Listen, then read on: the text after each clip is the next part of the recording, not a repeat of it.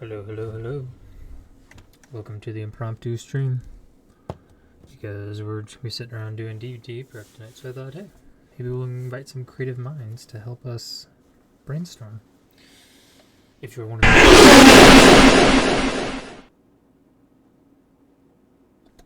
Thanks, Puffs.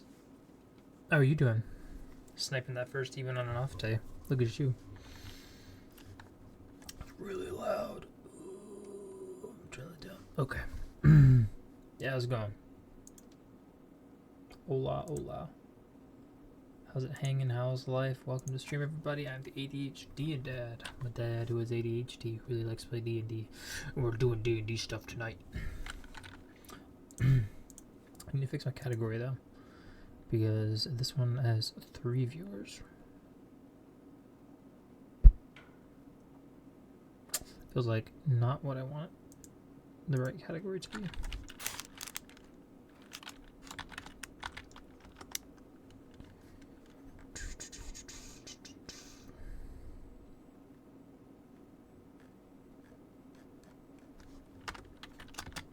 Like, what is the normal D&D?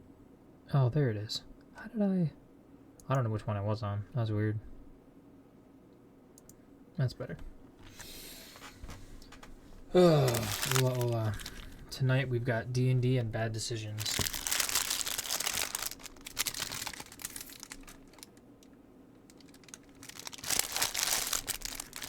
Are they bad decisions if you're excited about them? Yes. Yes, they are. We got our Baja Blast Freeze. We got 2 Crunchwrap Supremes. Taco Bell. We're ready to cook. I don't think I'm gonna need this open, but I'll start loading it just in case.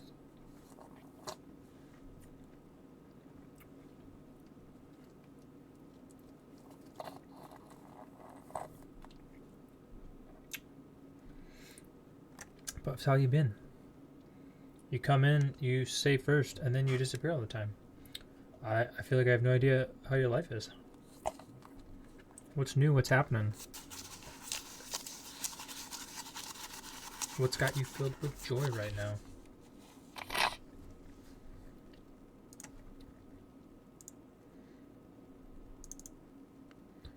Open. It's loading pretty quick. That's nice. Leave that alone for a minute.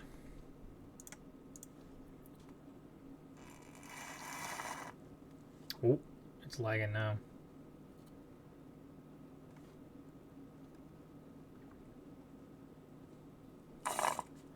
Ain't no way. Ain't no way Pups just left me again. Ain't no way.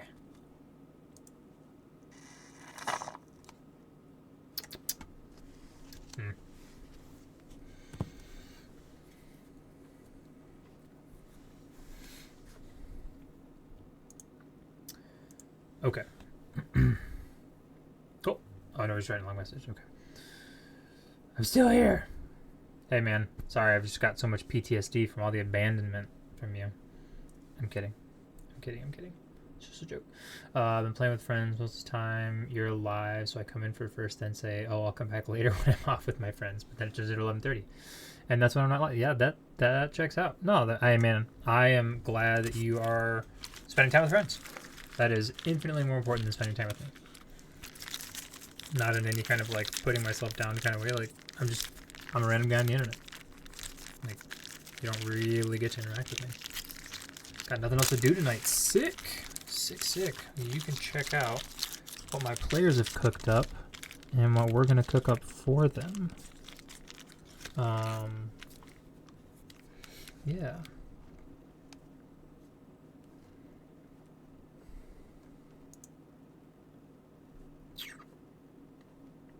Nope, wrong email. I need this one. I guess we'll put this over here. Actually, no, I need this over here. Oh, excuse me. Switch these. What kind of games you playing? With friends? What's that?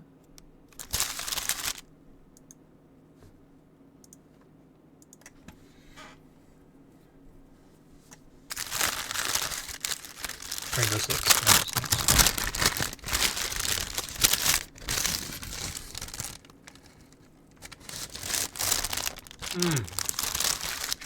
So good.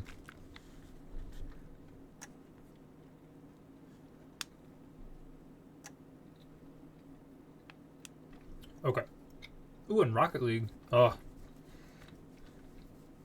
My heart longs for it. I don't need to get sucked into that hole right now, though. I don't have the time to waste. I should arguably even be doing homework tonight, but we have D&D tomorrow, so I'm going to take some time to prep. I'll probably do homework during the day tomorrow, as long as I get everything done today. Or prep-wise tonight. Okay. So,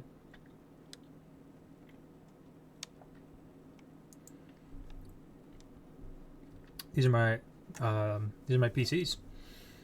All my players except one person have sent me their Hero Forge miniature that they designed themselves. That I will buy for them and I will get printed out. I wanted to have them printed for session tomorrow, but one of my players didn't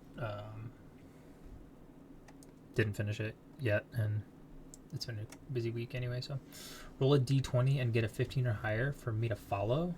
Oh.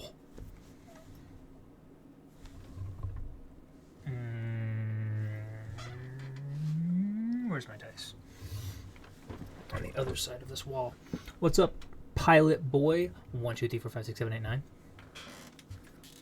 It's a deal.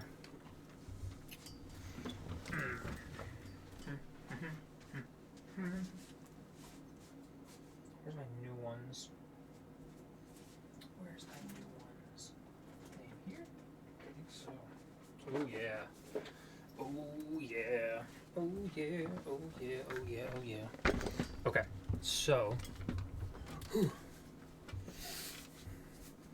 I don't know how well you can tell, but the frames in the back are orange. The phone case is orange. The headphone case is orange. The book reading light is orange. Really like orange. And so my wife got me a mystery dice set a couple weeks ago. And of all the colors that it could be, it was orange. I do. I really like orange. And then I don't remember how or why I got these ones. These ones are even cooler. They're more like fire looking orange. Like more like transparent. Those are pretty cool. And then for Christmas, my wife's aunt found these at like an antique shop or something. Oh, these aren't the right ones. Where'd my ship dice go? Are they? Maybe they are. I don't know. Alright. D20. Let's roll. We'll roll the new one. We'll roll the new shiny fire dice. Gotta get all my Taco Bell out of the way. Because we can't do virtual dice. It's gotta be real. It's gotta be the clicky clacks. Alright? 15 or higher. Whew, these odds are against me, but I'm a believer. Oh, do I get a modifier? Do I get a modifier? If not, I'm out of luck. That was a... Didn't touch it. It's a 13. It's a no-go on the follow. But, even if you don't follow, I would love to have any thoughts and input you have as we start building out this session 1. I can fill you in a little bit on the world that we're making, and kind of the initial plan I have, but details to be filled in.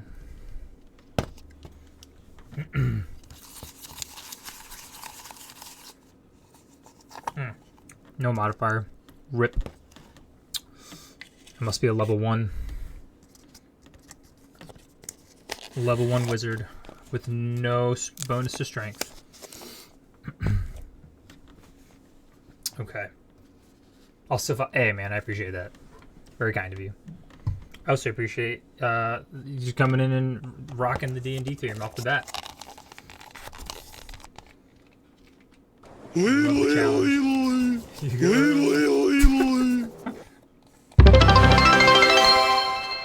Yeah! 80 followers. Woohoo! Very cool. How are you doing today, Pilot Boy?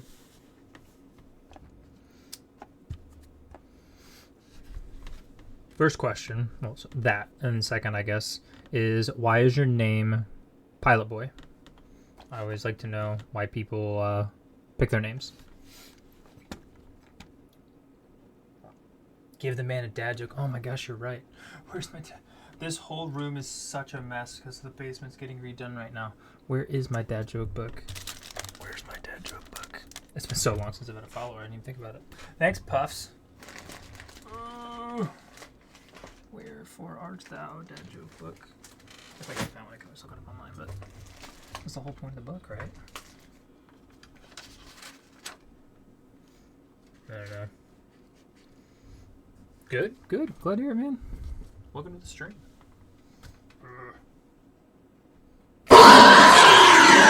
Puffs, that's not nice. When I'm not looking, like, ooh. Ooh. Did I do something to you? You mad at me? I don't know why you'd be mad at me. Oh, here it is. Yeah. 301 dad jokes. All followers get a dad joke. Pick a number between 1 and 301. Pick a page. My dad is a pilot, and I'm striving to be a pilot, and I'm in training right now. Hey, man, that's awesome. That's super cool that you're following in your dad's footsteps. Or it's cool that what he did was a positive influence for you, right? Because I don't want to be forced into doing something like that, but yeah, that's awesome, man. Best of luck to you. It couldn't be me. Private. Awesome, man. Very, very cool.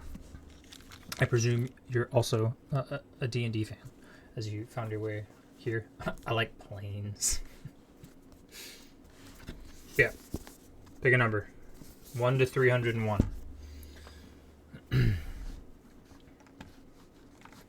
Where are my...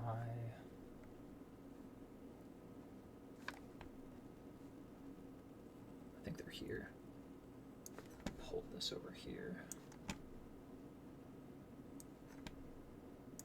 Remember all my peoples and names. Gotta get them locked into my brain.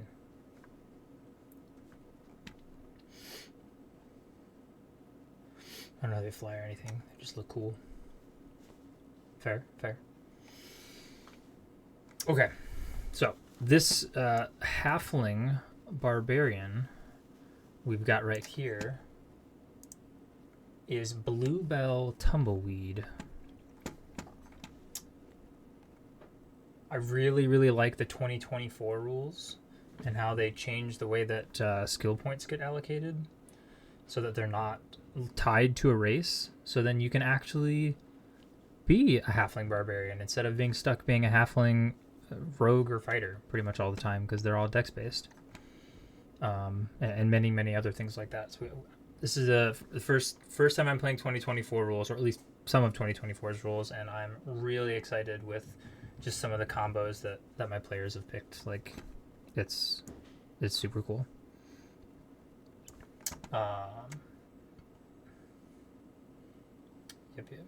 Yep. So, Bluebell grew up on a family farm. Her parents passed away and they lost the farm. She moved in with siblings. But then I think they got like bought out or sold into slavery of some kind, if I recall. She runs a horse trading scam on travelers. Okay.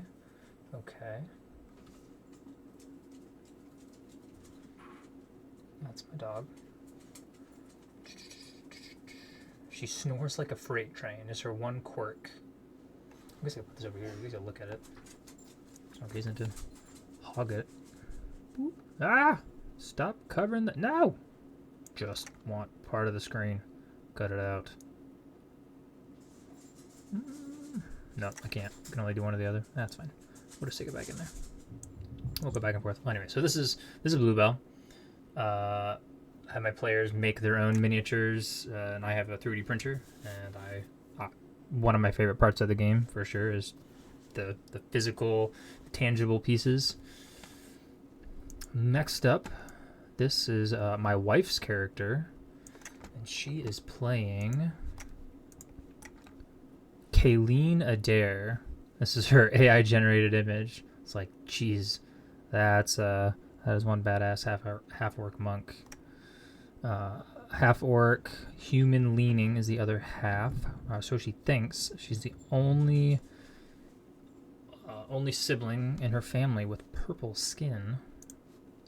And this one is not purple, but yeah, obviously it'll be gray. It'll be an unpainted version. It'll just be the plain STL when I get it. I have a 3D printer. I do have a 3D printer. Absolutely have a 3D printer. Yeah. How long have I had it now? 2 or 3 years. I invested in one when I first started getting into D&D. Like when I got into DMing D&D. Oh my gosh. like three and a half years ago, because my first campaign was a module. I just played the main first campaign we'll play Minds of Fandelver, and my wife bought me like an Etsy pack of all the miniatures from that whole entire campaign. And then from there, while I was playing that, I was building out my own world for the Homebrew campaign that we just finished last November, that we played for 2 years. And I really, really wanted to print my own monsters, and I'd wanted a 3D print for a while. So yeah, I've got a 3D printer in my garage. I'd love to have a bigger one so I can print some of the bigger miniatures. I'm kind of locked into medium size and smaller. I can get some huge monsters if they have like certain dimensions, but not all the time. So yeah, this is Kayleen, and then next, this is, I'm gonna butcher this name.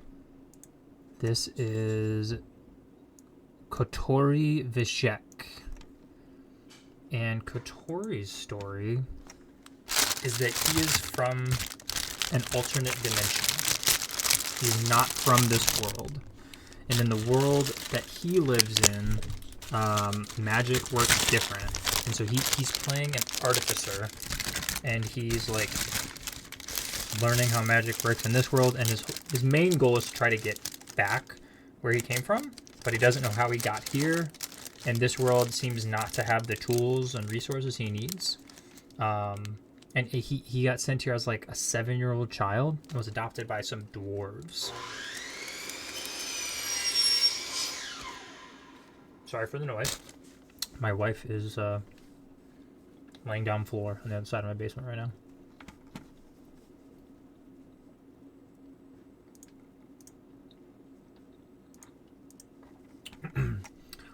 So his story is pretty cool. And then his real world wife plays the game as well, but she's got some like med school rotation stuff, so she's not gonna be around as much. So the way we designed her character is that he summoned her, and so she can kind of like float in and out of being present in the game world without having as much like story impact. But she is a little tiny tiefling rogue named Nyx, and she is everything you could possibly imagine from your stereotypical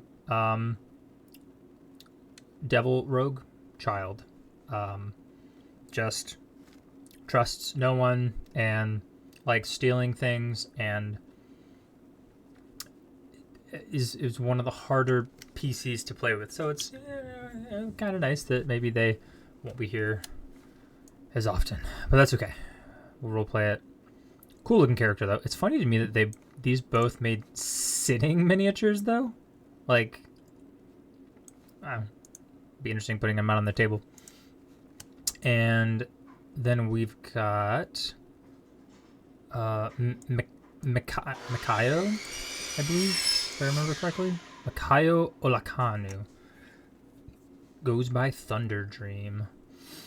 Makayo is a Goliath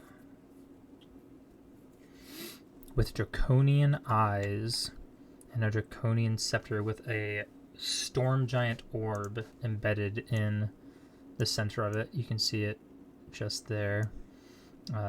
She asked me if she could do that, and I was like, I mean, yeah, like at the very least for flavor, you can do something like that, and we can obviously figure out what that actually means as like a family heirloom weapon staff type thing. I love homebrewing rules and abilities. Yeah, the dragon staff with the storm giant's heart. So I gave all my players 21 questions to answer to try and help them flush out a character and to help me know what they're coming into the game with. And some of them just finished writing them today, and I'm looking at some of these for the first time. So that is why we're here.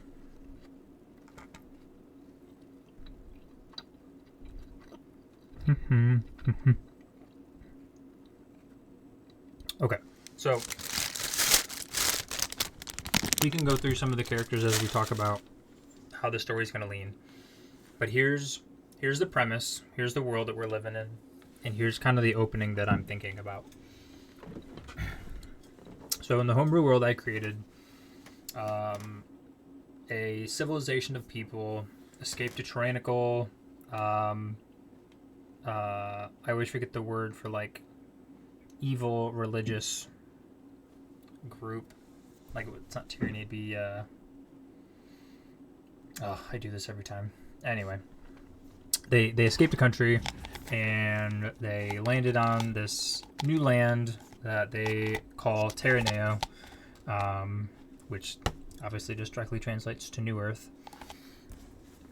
And when they arrived, like 21 days after, a giant rock fell out of the sky, a perfect sphere, smashed into the center of this this large island. It's about the size of, in real world, it's about the size of France. So it's not quite a continent, but it's, you know, a decent sized country for starting this game out.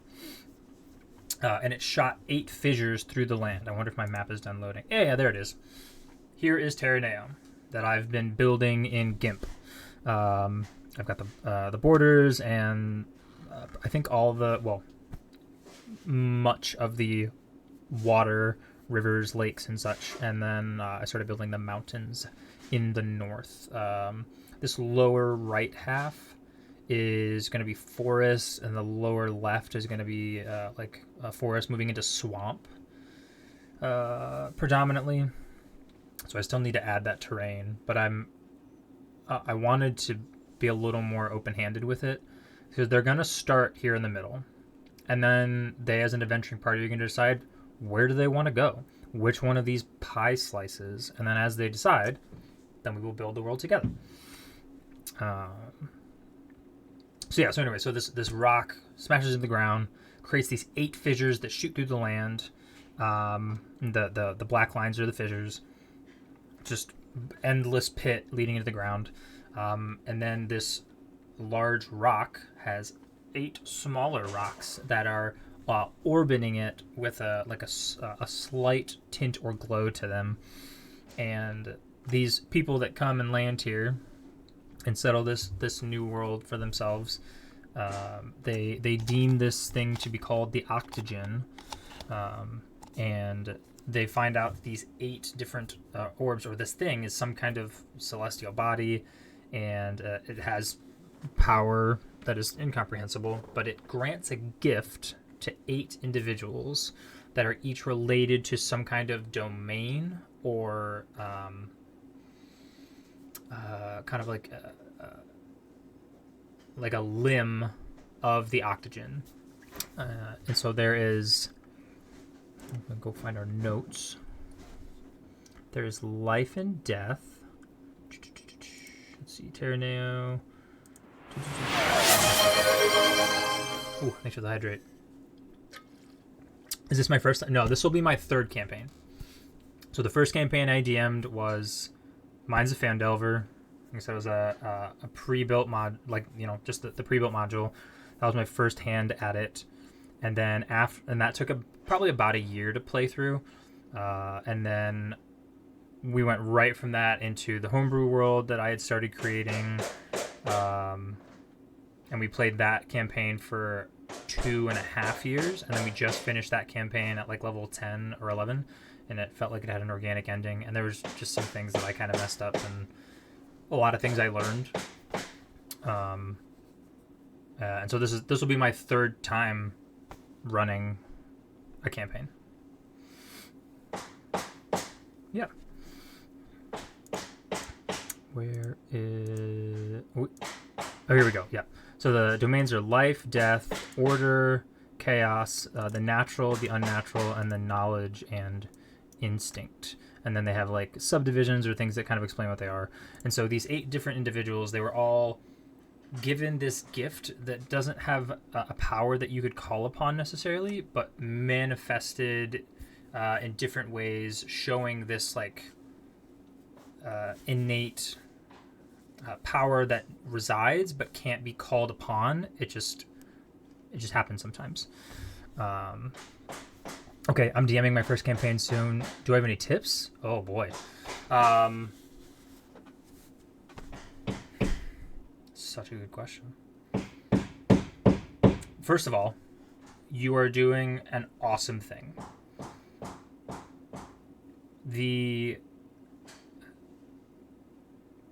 One of the biggest barriers I've found to getting to play D&D with people and experience what I would argue is the most incredible form of creative expression that anyone can experience at any age in their life.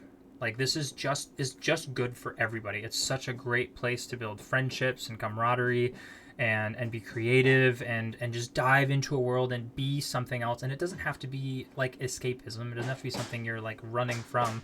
It can just be like good fun. But it can also help you honestly explore some of the things in life that you don't want to explore like hands-on, and kind of like dip your toes into and maybe help you overcome things that way. Doesn't really have to be that deep, but anyway. So first, yes, thank you for DMing. My advice, man, you're gonna do it. I'm not gonna do it. You're gonna feel like you're doing it wrong. You're gonna feel like you're doing a bad job, and you're gonna be harder on yourself than anybody at your table is going to be on you. I'd say it's natural, and it'll just come with time. Like, you'll grow more comfort in your own skin for like feeling your capabilities. But I just in general, listen to your players, right? If you're taking more time to listen to what they're saying and where they want the story to go, or just even what they want to do, what they want to experience, like, you can help cater that experience for them, as opposed to you just telling a story and then being railroaded along it. Like, that was really a lot of what I did in my last campaign. I had a really strict idea, and we still had fun, and I did my best to like give them creative license, but by the end of it, like, it was you go do this thing, and if you don't, I really don't know what to do. The things maybe that's a better way to answer this. The things I've learned from my last campaign is that I don't want to make my characters, my players do something. I'm assuming if you're DMing your first campaign, you didn't build it yourself. If you did, that's a bold move, Cotton. We'll see how it plays out for him. Not in a bad way. It is, though. It's a big step for sure. You're definitely taking the hard route first. I would encourage just having something that already has all the different possible branches kind of spelled out for you, just for your first time, because then when you don't know what to do, like, you have a reference. If you're not that good at just improvising and ad-libbing and just really going with the flow, but if you are, then great, so one of the things that I learned is that it's okay to say, I don't have something prepared. And this campaign that I'm DMing is made by my friend who was our DM who moved. Oh, okay. So someone else made a world and you're picking up the game in the world they created. So you already have, it's kind of built out then. Like, there's some tools and there's some frameworks there. That's cool. Is made by my friend. Yeah, that's awesome. So yeah, I'm assuming they've given you, some things to do with it. Also, I'm sorry your DM moved. That's a hard thing in life when you lose people at your table. But yeah, it's okay to say, I don't have something prepared for the thing you guys are saying you want to do, and I can have something ready next time. That's one thing. 2, you can just say, hey, I need a minute to put something together. Like, don't feel like, I don't know if you like watch D&D or if you watch actual plays, or you know who Matt Mercer is or Brendan Lee Mulligan or any of those people, but it can be really hard to not want to just be what feels like perfect, right? If you've watched them, you're like, oh, I want to do that. I want to give my players that experience. There would be no greater joy. I haven't gone to improv school. I'm not as good a storyteller. I'm not as good off the cuff. And so don't try and be them. You be yourself and figure out what that means for you. But it's okay to be like, I don't know what to do right now, and I need like a few minutes to figure it out. And as you get better, like, and you get more tools in your tool belt, you'll be able to react more quickly.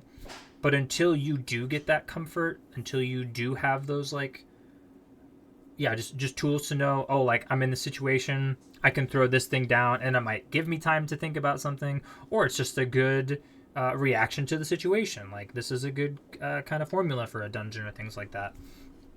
It's okay to do that. It's also okay.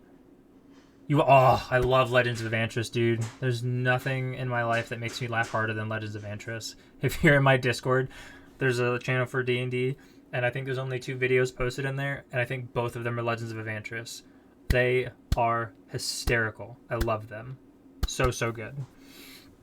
And that's an even different kind of DMing too. Like that's a whole nother world of like humor, comedy, creativity. It's like that's even a different world to try to emulate, right?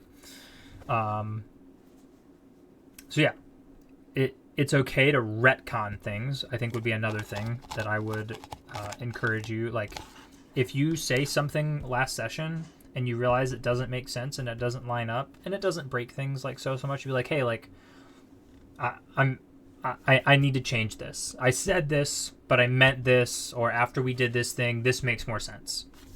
Like, don't think that your players expect you to be a master DM.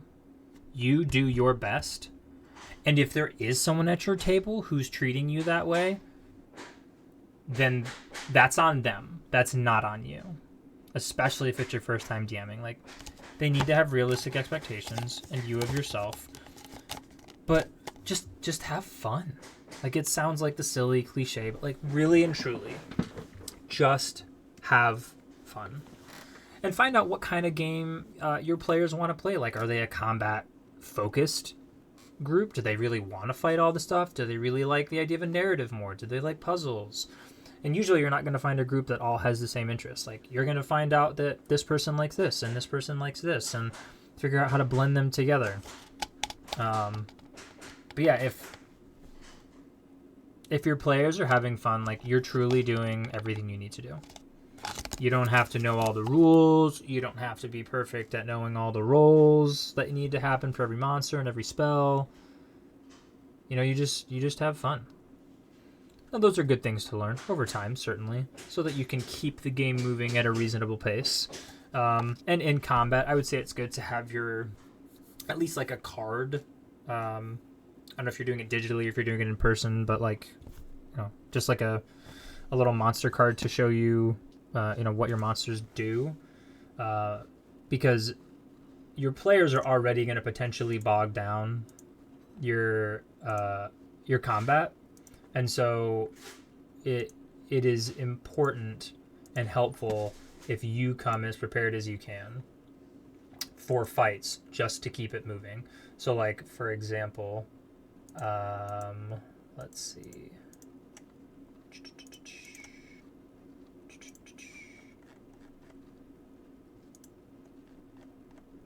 Yeah. So I used to keep track of everything in OneNote. Oh, that's the wrong window. I wanted to move this one. OBS, go back. Stop moving. I really like OneNote. I think it's a great tool. I'm moving over to Obsidian because reasons I could get into, but I don't need to right now. So I've got my combat tracker, got all my players, I've got my monsters, and then below it, I have a card for all my monsters. And even a step beyond that would just be to pick like a default action for each of your monsters so that you don't have to think super hard about what you want to do. Yeah. I mean, there's so much advice that could be given. I don't have all the answers. I really don't. Like I said, I'm definitely hard on myself. But my players all said they had fun, and I check in. I think that's fine to do.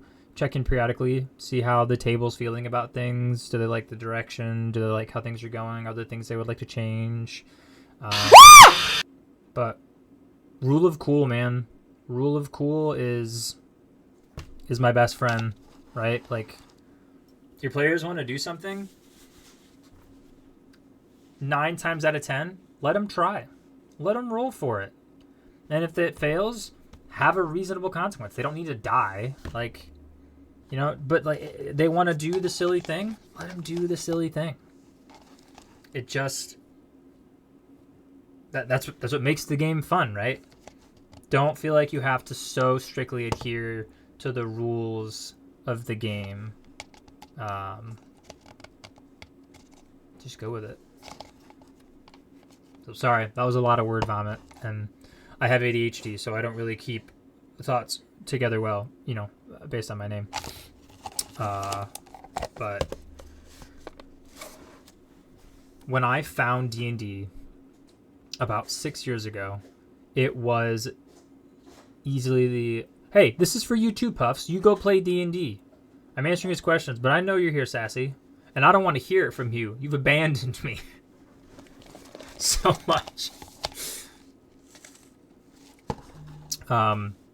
Yeah, when I first saw Critical Role, like 7 years ago, I was like, I want to do this more than anything. And I had no idea how, and I felt intimidated by it.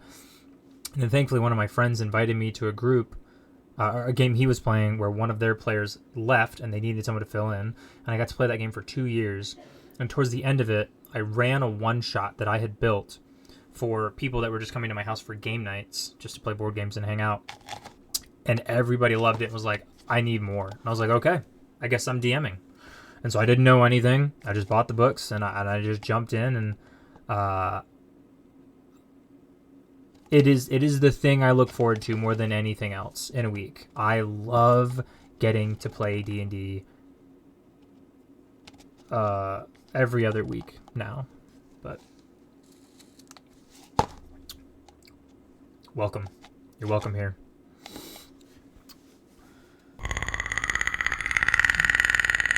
Puffs, you must be bored, brother. I'm not playing Alien Isolation. I don't know why you're trying to scare me.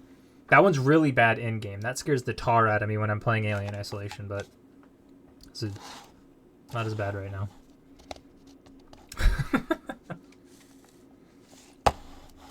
Ask questions, Puffs. Okay. If you have any other specific questions, let it rip. If there's like specific ideas or things about DMing or anything at all you want to know, let me know.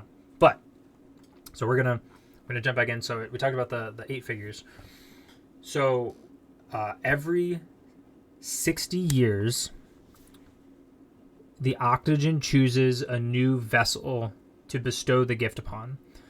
And throughout the history of this nation, or this country or whatever, no wielder of the gift has ever died or been killed. And at the age of 80, they pass it on. And a 20-year-old receives it on each of those 60th years. So it's always someone at the age of 20, and at the age of 80, they physically, like, they touch a person, they pass the gift on, and they die, like, on the spot. They, like, pass on their life essence, and they pass on the gift.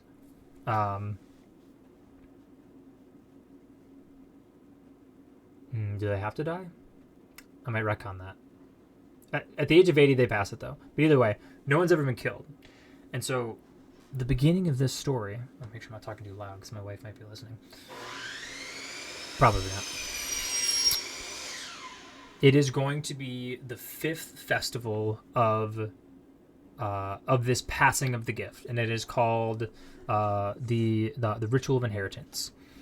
And so what's going to happen, though, is for the first time in this nation's history, one of these gift wielders is going to die, and they're going to be killed as they receive the gift.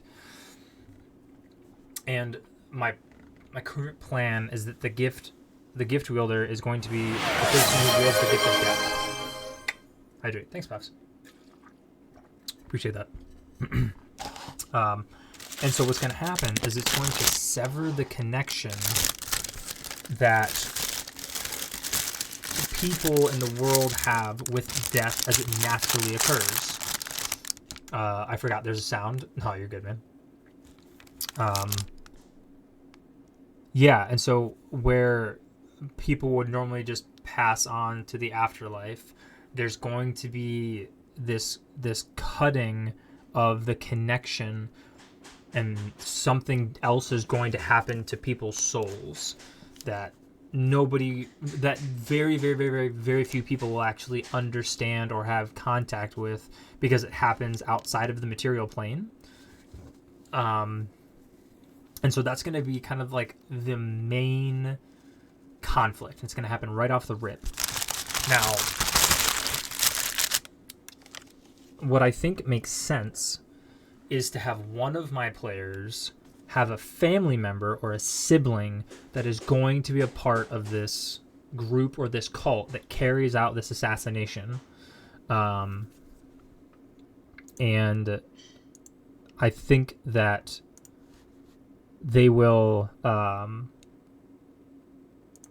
think that my players will... I don't want to say my fault. You're good, man. Why are you saying my fault? Hydrate's good.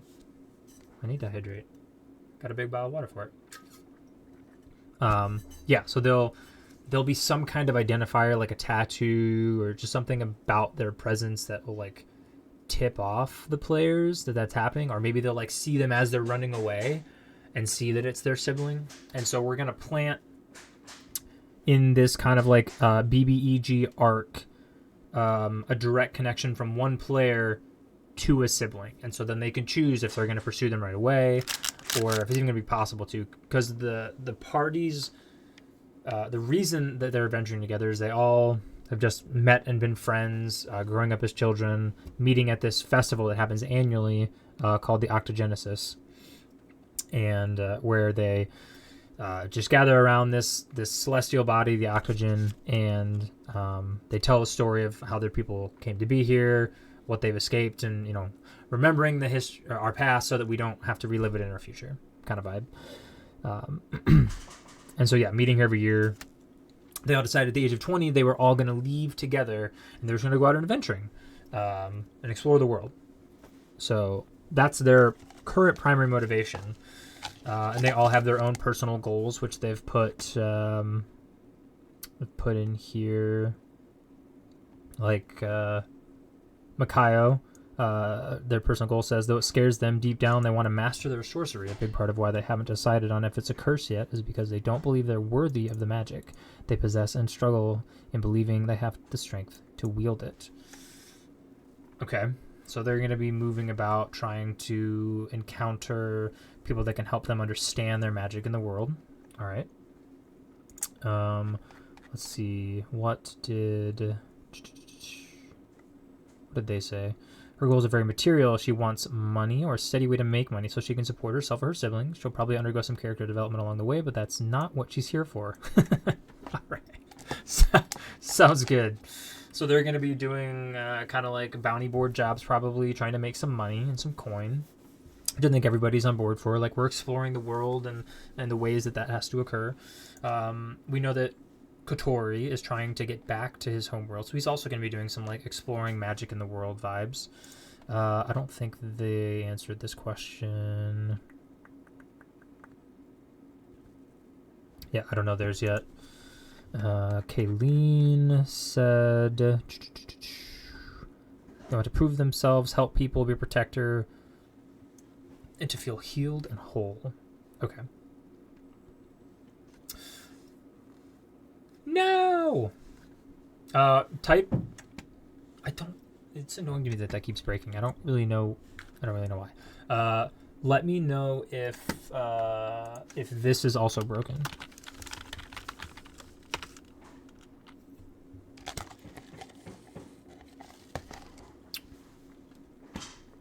Let me know.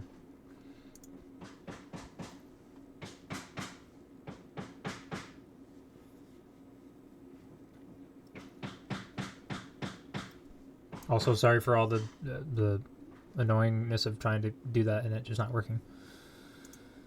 Sorry to have wasted your time for a moment. Okay. So yeah, so that's my current It's my current vision. Is they're gonna open up the story, and it's gonna be casual. We're gonna get our introductions to the players. I'm gonna have them talking to family members about just whatever. I need to go and look at some of their like family connection stuff they have here in the first question. See if they have anything specific about family members. Yeah, that maybe they'll talk to them just about, normal family interaction stuff, just to give their players something to connect to. And then we're going to move into the Octogenesis and the Ritual of Inheritance. And so they're all going to gather there, which after this, having been 20 now, they're all planning to leave after this festival to go on an adventure together. But at the climax of this festival, when all the new gifts are given or passed on, the gift of the domain of death is going to die, severing the connection to passing on to an afterlife. And then we will all find out together what effect that has on the world. I think tangibly, the orb that manifests that gift is going to stop emitting the glow. It'll still rotate for now, but it's going to stop emitting the glow as if the power is gone. And they can choose to explore that. But they're also not tied to having to dig into this. Like, there's also going to be a conflict in the northeast where orcs in the mountains are moving against nations, which I think another person's sibling. I'm going to have someone else enlisting in military. So that'll kind of give them, again, another tie to another hook in the story. They can choose to go that direction if they want to help them, or they can just wander off into the wilderness and see what they find. And we'll build a world and dungeons around that. Yeah. That's what I've got so far.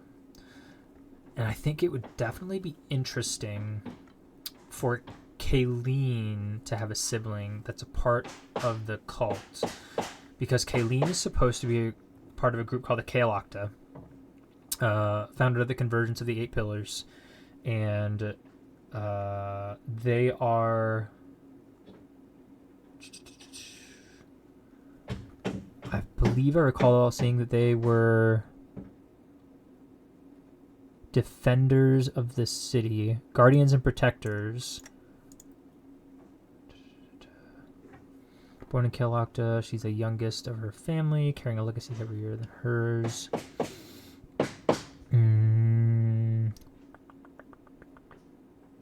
Monk training.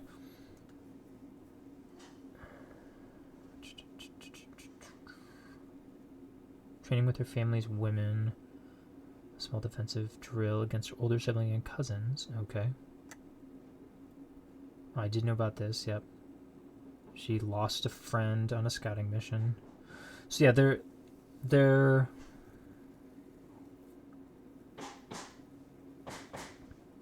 I believe they're almost like defenders of the Octogen, which is almost even better, honestly.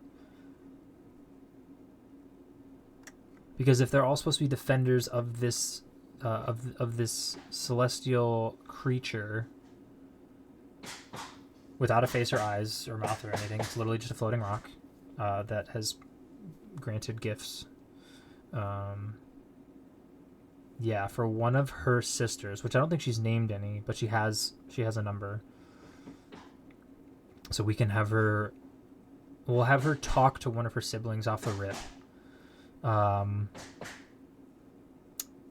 Maybe we'll ask her, like, hey, like, who's sister of yours that you've connected with the most? They can name them, they can give some characteristics about them, and then, oh, maybe it's one of these influential people.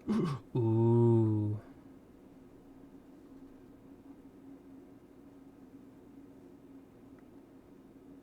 Oh, yeah, I think I like this one, Leora. A fellow student who pushed her to grow, challenged her in combat and philosophy, and became a mirror for her own struggle. I think Leora might be the villain. What is the new world? The new world, welcome Jank Deck, welcome to the stream. The new world is called Teraneo. I should make a note somewhere. Yes, this is a world of Teraneo. This is it. Add a surprise boss near the first town the party is going to go to in one of the slices of the map, and make it 2 levels above the party if they're all the same level, and if not, then make the boss a level 4.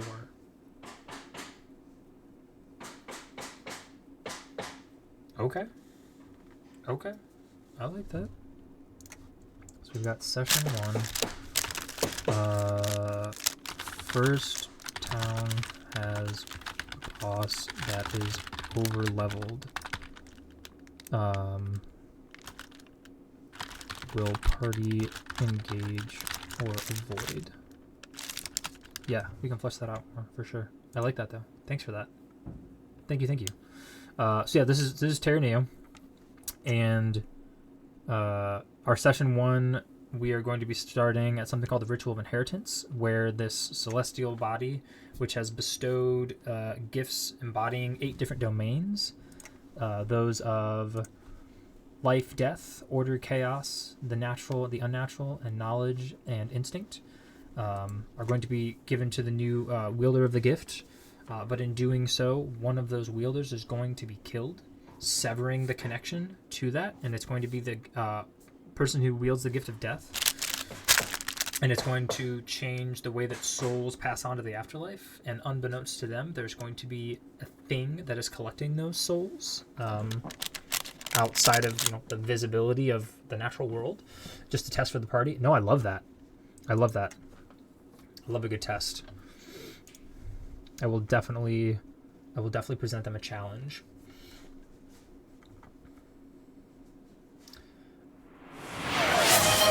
Hydrate! Thank you. So much talking. It's getting cold.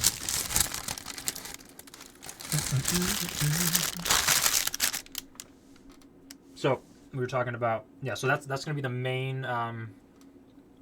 main story conflict. Is this, for the first time in 400 years, one of the wielders of the gift has been killed prematurely before passing it on to someone, and no one understands the implications of what that's going to do, because it's never happened. There's also up here a tribe of orcs, gnolls, all that that are putting pressure on civilized cities, and there's kind of potential for war brewing there.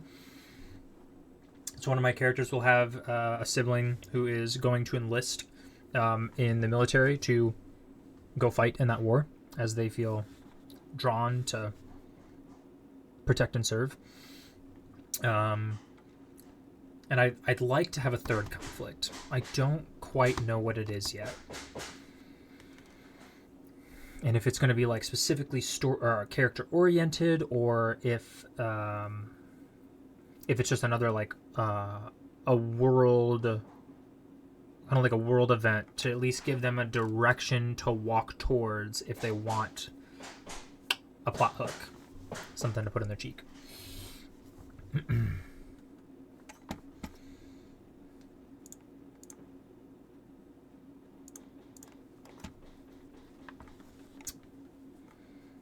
Yeah. And then we've got lots of different notes about the world that we're living in. These are all the characters right here. Their name on the right, obviously, those are their real names. And I haven't written the notes, but I've got them in my brain. I really like the I like Leora being one of the cultists. I think that's going to hit really, really hard. And maybe we'll have them run into them before the festival starts.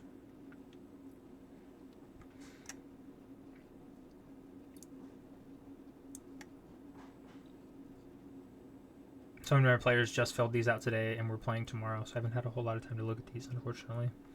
But I love the detail they've put into it. I can't wait. I'm choosing violence today, and I want there to be a boss at the final battle to bring up each party member's traumas to see if they get past the mental challenge or they fall to the boss. I love pressing against a character's personal effects. I think it's one of the best ways to draw out investment, right? You know, if you're not just fighting a monster in the woods, but something that feels personal. The challenge is certainly having every party member's traumas. Like, that's a lot of different kinds of trauma to hit, but at least 2 people. I can usually hit 2. And I also think it isn't always, if everybody's experiencing trauma at the same time, in my experience, there's nobody to ground everybody, or that should be able to ground everybody, right? Because realistically, you could metagame above the table and be like, oh yeah, like, I gotta chill. But like, if you're really being your character and you're having this hard time, you need someone who's not living in trauma in that moment to be like, hey, I got you. You can overcome this. You're stronger. You're not alone. Whatever it is. But yeah, certainly looking through these. So I know that Lizzie's character, Bluebell Tumbleweed, was sold into slavery as a child, and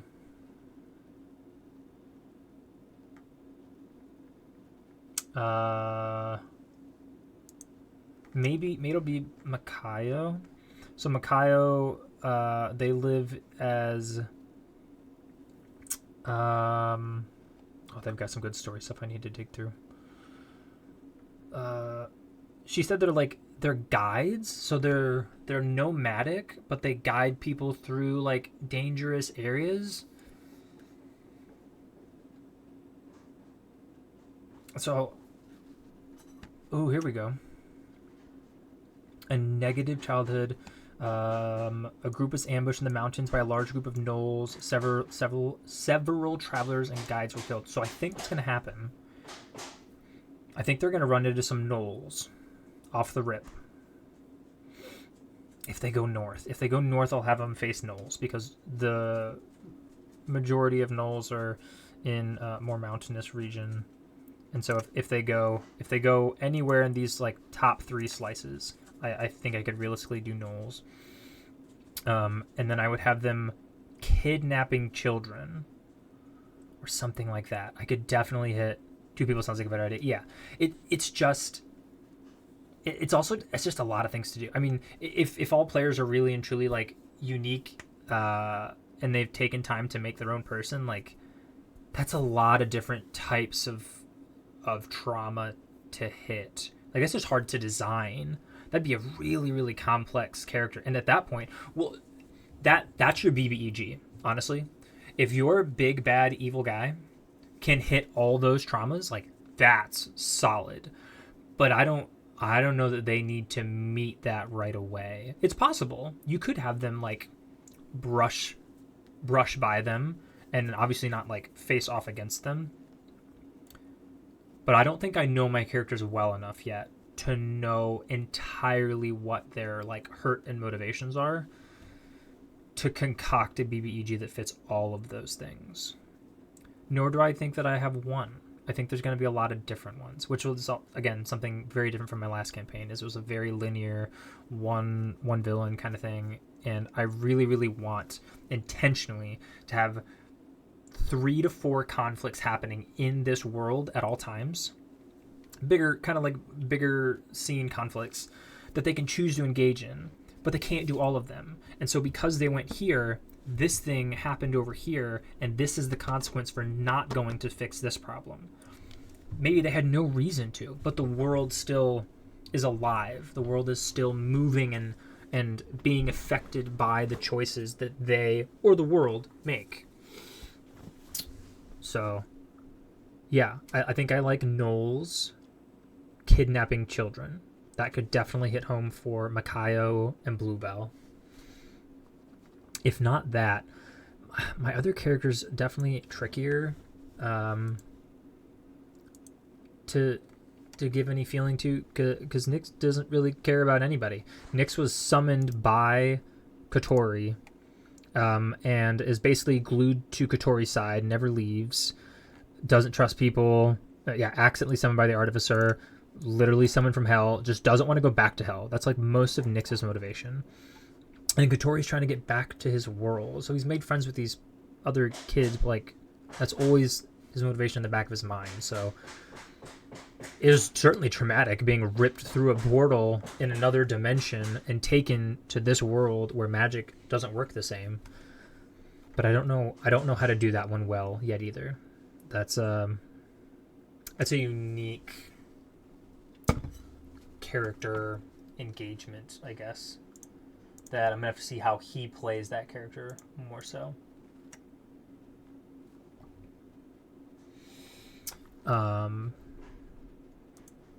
Raya I could probably hit decently well. I know that Raya lived in a family where they're in like leadership in this village that they live in, and all the male head figures are allowed to train to be hunters, and she learned from her grandfather how to be a hunter, but her father would not allow her to formally be trained. And so she's got a grudge, and she's trying to prove herself. So she could definitely, there could be a hunt of some kind, or in that way, maybe if they don't go north instead of gnolls and children, maybe it could be, if they go a different direction, a large creature that the townsfolk can't identify has kidnapped and taken 2 or 3 children into the woods. So then she can hunt, and then that would also hit Bluebell's story as well if I do that. That feels good. So then I need to figure out what that monster would be. So they're starting at level 1. The plan is to level them every session from 1 to 3, just so that they have time to play with these new races and classes a little bit before just jumping into level 3. And then after level 3, then we'll slow down and we'll go back to every couple sessions, or when reasonable milestones come about. So are there any particular kinds of monsters that you can think of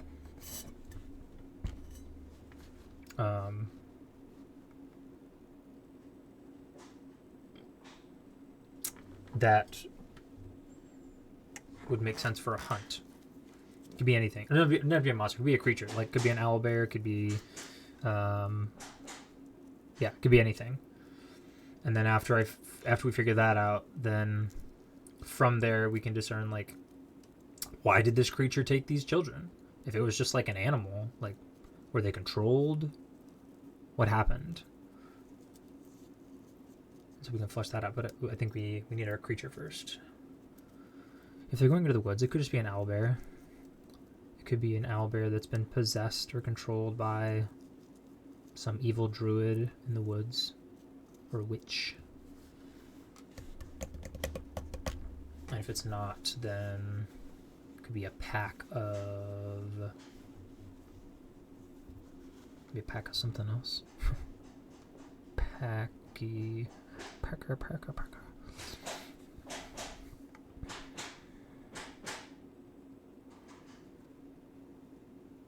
Yeah, creatures beyond the village are getting stronger. She's taking steps to find and hunt them. So that's already her motivation anyway. So that works. And we'll just see which way they want to go. See if they go north or if they go south. Really, that'll be it. Like, either north or south. If they're anywhere above the line, they're probably going to go fight gnolls. If they go below the line, it'll be... This is more swampy, so this could be more of like a water-based creature.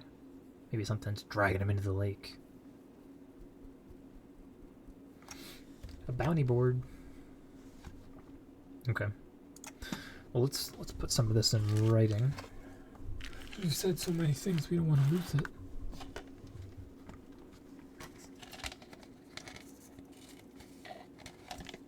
You gave me the idea for the big boss. You gotta tell me what it is, though.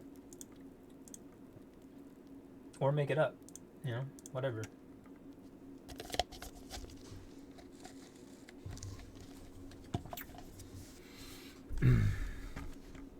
Okay. How do I want to do each character's introduction? I really need to read their character sheets more to figure that out. I just have to take time to do that tomorrow. Each character gets individual introduction where they have an interaction with someone significant to them. Family, friend, other. Give players something to attach to right away.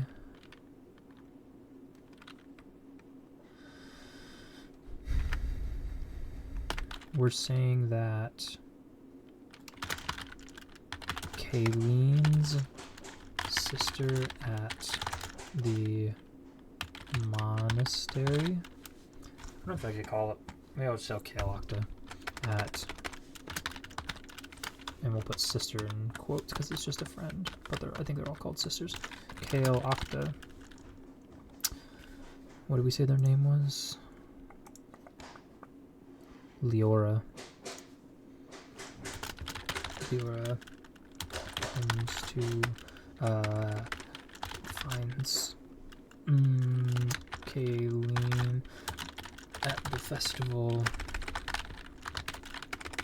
and talks to her a bit about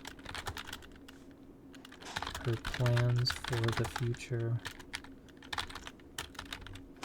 knowing she plans to leave with her friends she has met at the Octogenesis.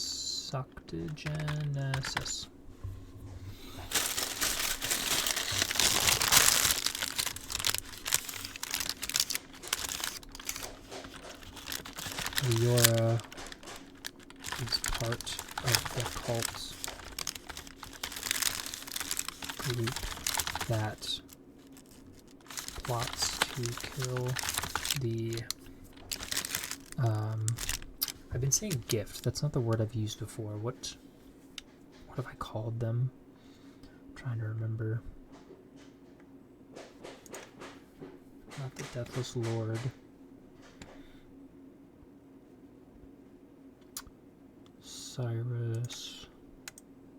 Cyrus is their leader. I know that.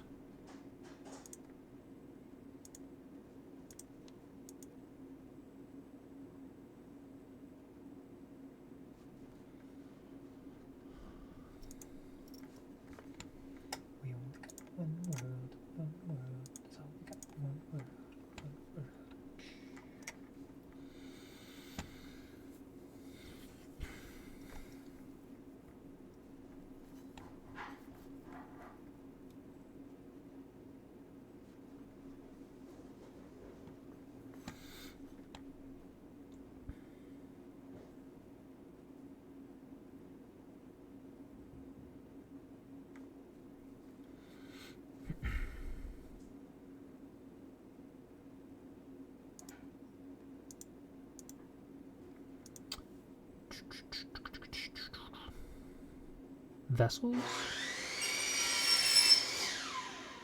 Vessels of the gift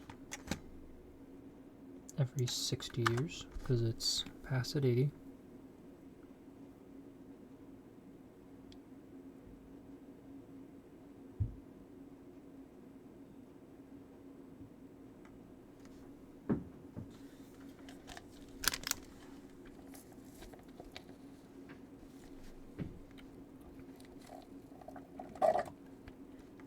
I called them speakers. Speakers of the... Thanks, boss. Speakers of the oxygen.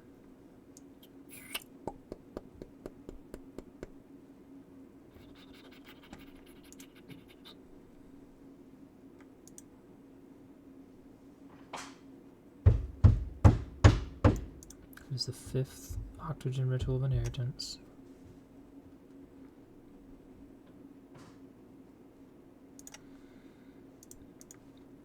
All right.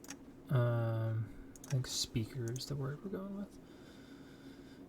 Plot to kill the speaker of death.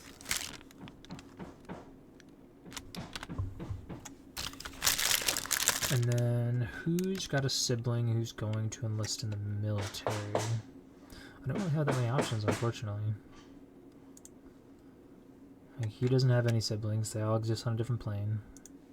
They're a devil who also has no family, apparently. That they've decided. I obviously could just write something in, but it doesn't make sense that they would enlist in the military if they're from hell. Do you have any siblings that we've put down here? Hey man, thanks for coming in. I appreciate the tips. Did you make it into the Discord? You did. Hey, awesome. Hey, I would love to hear about your campaign as you keep playing it, and you know, just thinking and crafting together, man. Thanks for coming in. Appreciate that. Good looking out. Yeah, get some sleep. Have a good one. I'll see you. See you around.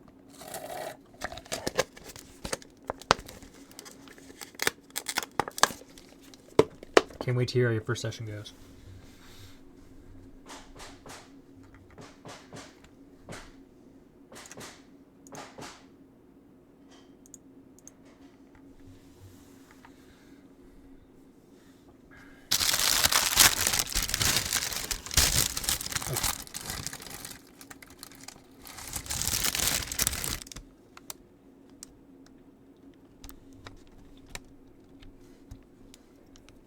I feel like it's going to be one of Makayo's siblings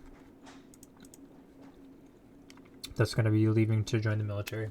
And I think it's going to be a surprise to the family. Because everybody just has followed in these, like, nomadic footsteps.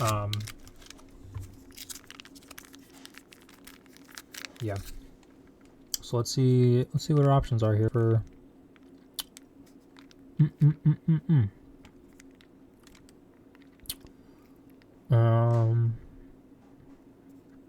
Makayo's oldest brother, Dricris, is also a guide.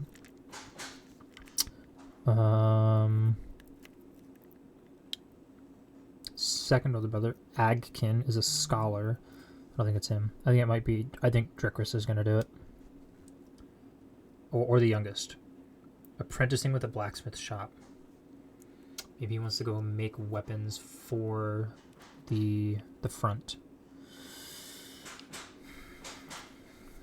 Although if they're younger, I don't have ages for them.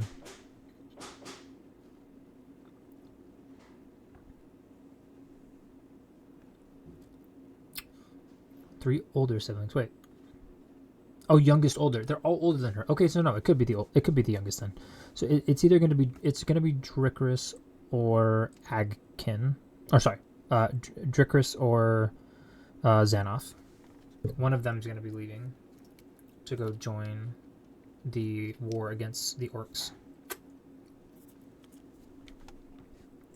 which kind of fits because they're the guides that help bring people through the mountains in general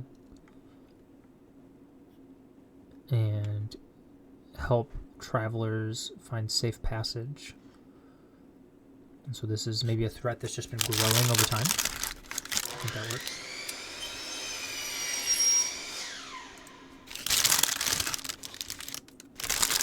Give me my crud crap. Stop. I don't want to poke the inside of it. Let me touch the outside.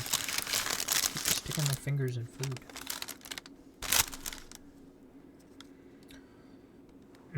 Hot sauce. bad decisions.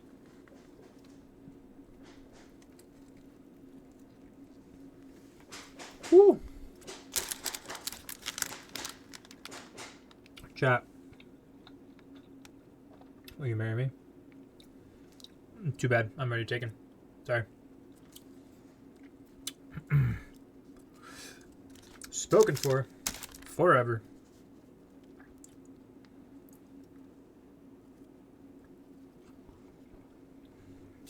Okay. So those are two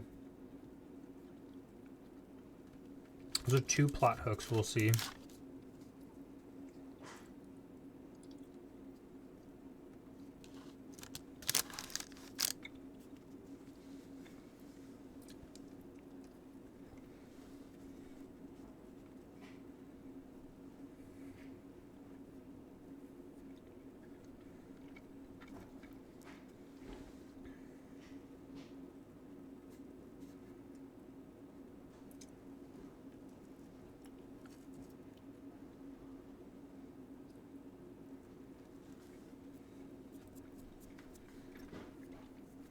I need to make a symbol for this opposing faction.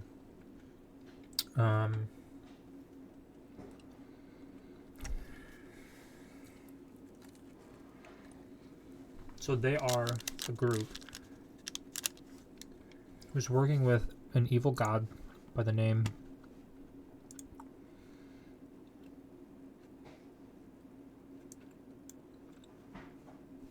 the Deathless Lord. Yeah. And their supreme acolyte, Cyrus, has traveled to Teraneo.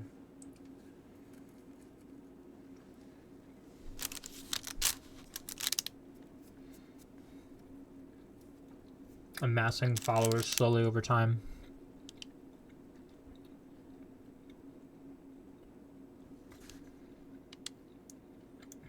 $390 years.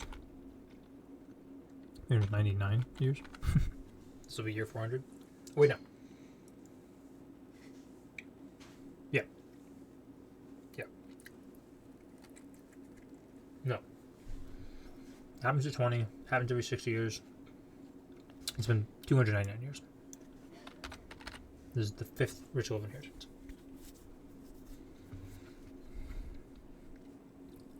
And so they wanted to sever the connection to the Octogen and the gift of death so that they could steal souls as they're passing on to the afterlife, as there will no longer be a wall or a barrier against interference with that passage. And with the collection of these souls, the Deathless Lord grows in strength, obviously. To what end, though? Are they trying to amass enough strength to be able to walk this plane of existence? I think that makes sense.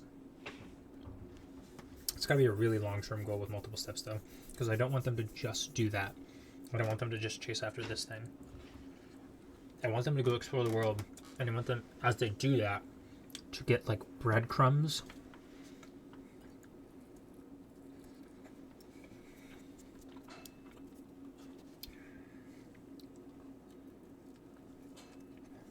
But we'll see what they do. That's the joy of being a DM. You don't get to decide. I mean, like, you do, but you really don't. You shouldn't, rather. Players are going to do what they want. But that's the beauty and the purpose of giving multiple options.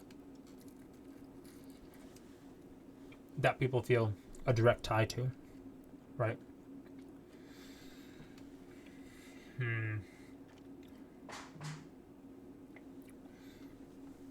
Maybe there'll be like another, because Makayo and what the heck's his name again? Last name is Vizjak, first name is Kotori. Are both seeking out like magic scholars to learn more about their powers and what to do with them. So maybe a third plot hook is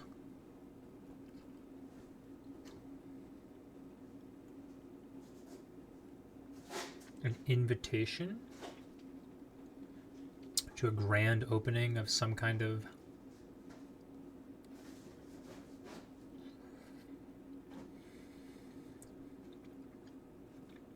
arcane seminar. That feels weird.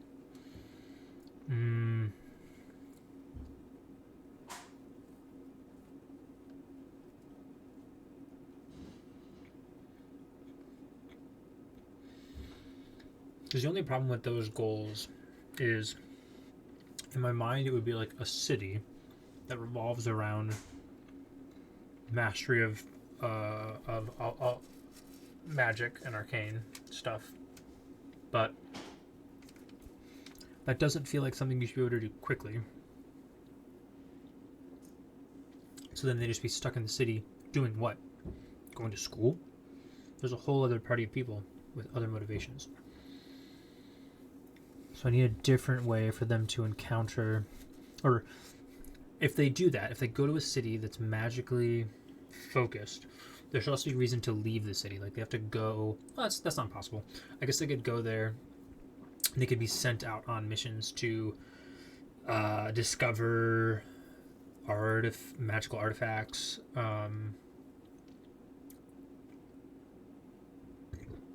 It could possibly even be knowledge they could find elsewhere, but getting the first-hand experience of like going to this like ancient temple to learn about this thing. I could do that. So then I need a city. I need a magical city. A magical place with magical charm. Indoors.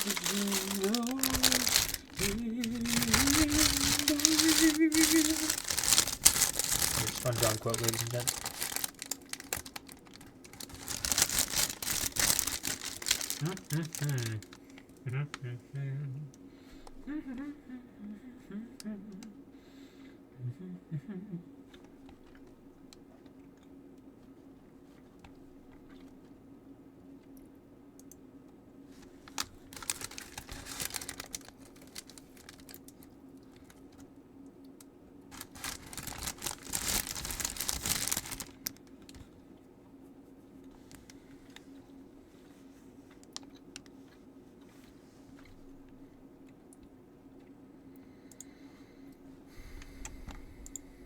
Okay. I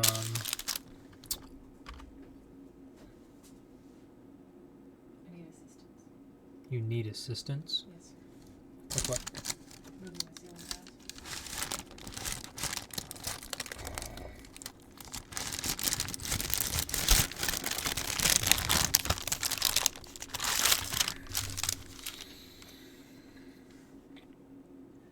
I'll be right back, chat. Wow, those weren't words. I'll be right back, chat. My wife needs my muscles. What muscles? That's not nice. Who said that?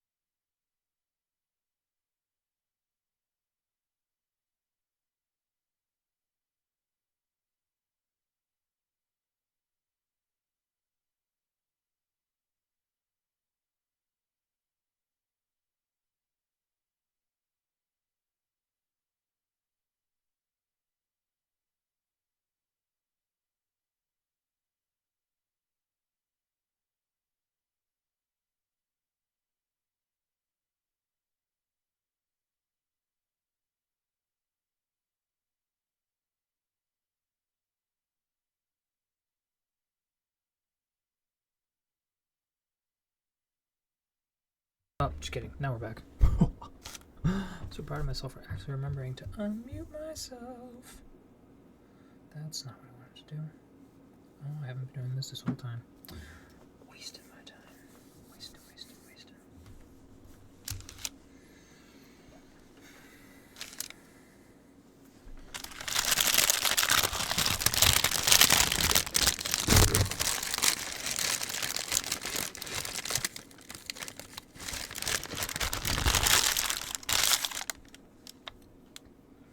I should make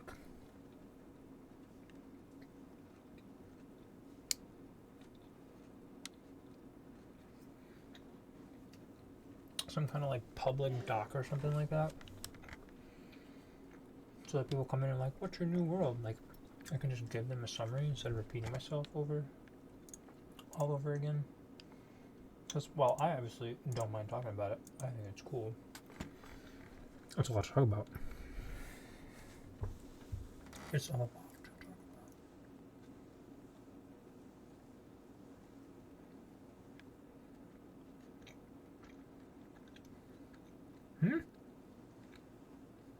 What are you doing?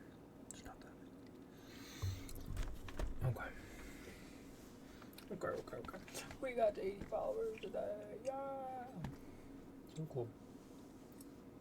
Oh, and in the best way too. We did not get a 15 or higher. Undeserved follow. Undeserved.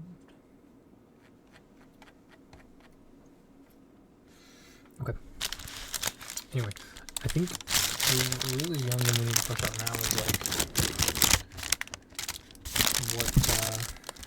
what the fight's gonna look like. Which we've already got our 3 ideas depending on their direction. It's either gonna be a gnolls kidnapping children or a hunt. Some beast or creature that kidnaps children. That should hit kind of close to home to. I mean, oh, why did I do that? What is wrong with me? Oh my gosh, it just licked the hot sauce by itself. It must be crazy.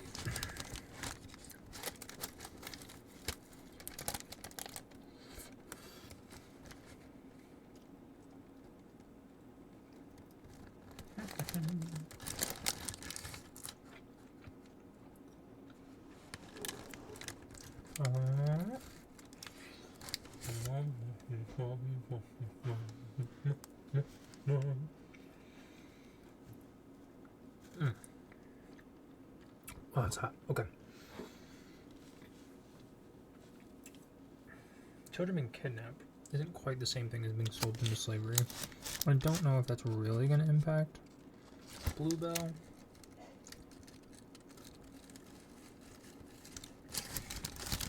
Maybe if I make it a halfling whose children were kidnapped.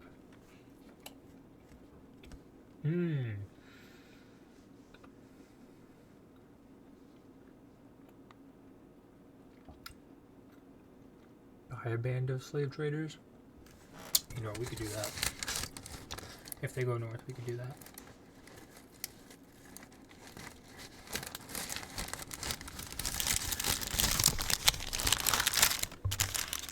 It's kind of devious, but if north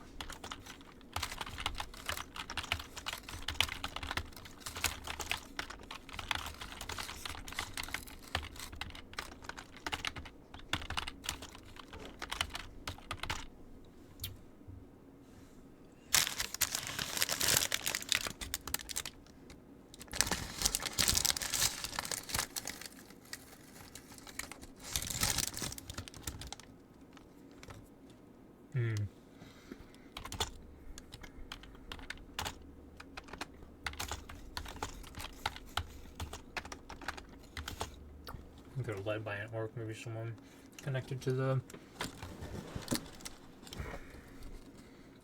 conflict.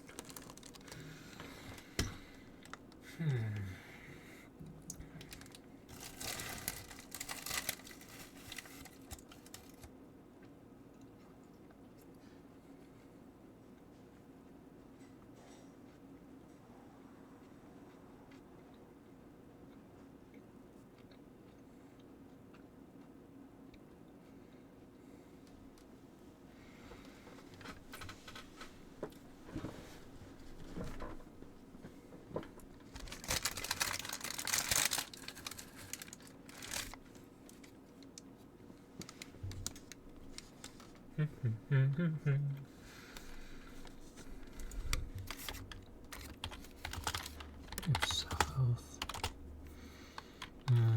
Creature.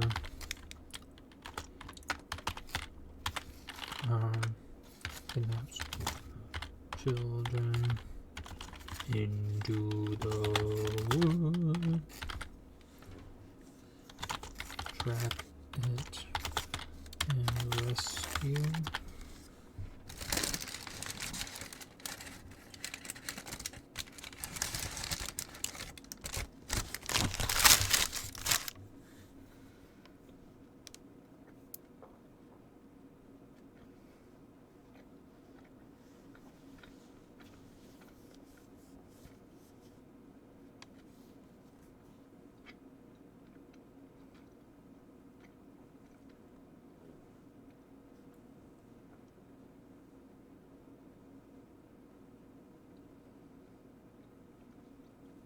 Ooh, actually.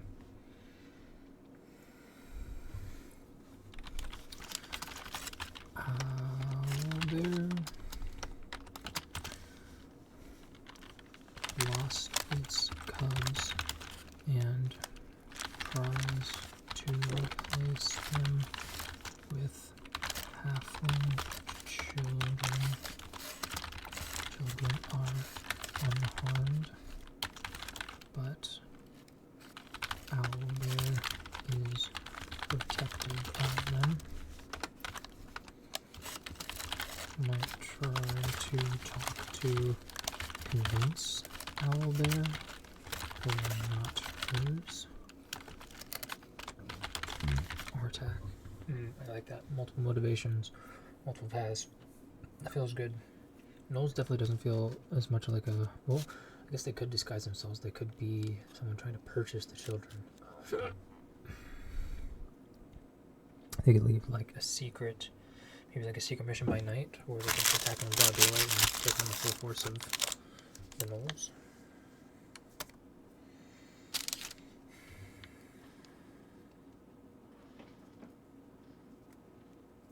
Which, I'm pretty sure one of the most recent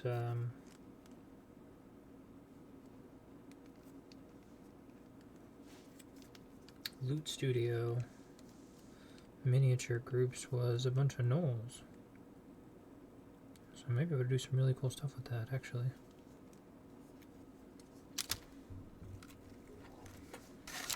Maybe we'll get some good diversity. Let's go check. I'm pretty sure.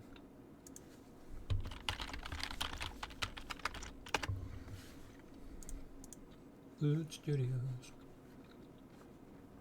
Oh, it's right there.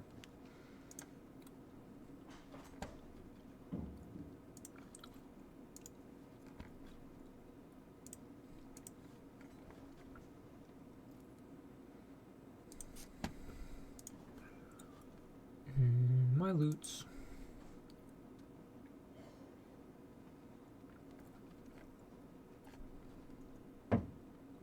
Come on.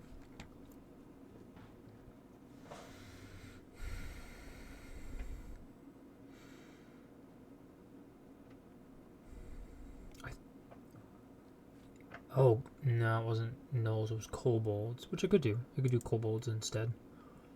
Could work the same as Knolls. It could be a group of both. Was that it? Did they say Knolls specifically? Was that what Makayo said? Knolls in the mountains?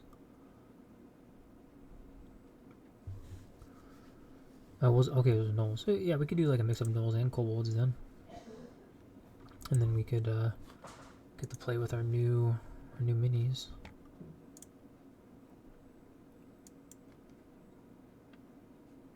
Like, dude, look at that bow. That looks sick. Loot Studios, dude. They've got some gnarly stuff. This is funny. This actually looks like a mix of Makayo and Kayleen. A human monk. Would have been cool. Alright, let's see what we got here. Oh, I love the multiple poses, dude. I love how they're expanding. Feels so good. A little bit more diversity out of these. So we've got Kobold Lancers and Axe Throwers. screechers. Just terrifying. CR4, CR2, some slingers and archers, an ambusher, a resurrector. Oh man, that feels a bit much. A blue wrath. It's a dragon. Green plaguer. Oh, these are dragons. What? Those are so cool.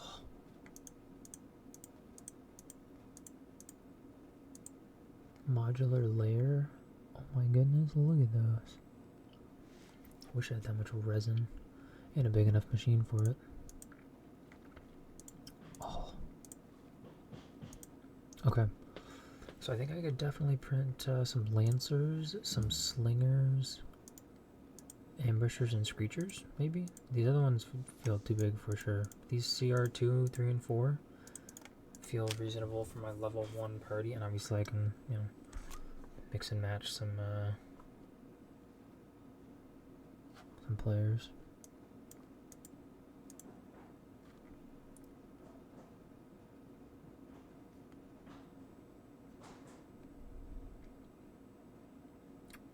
Or some numbers, same players. Like, I can make him CR1, I can make him weaker, make him stronger, whatever.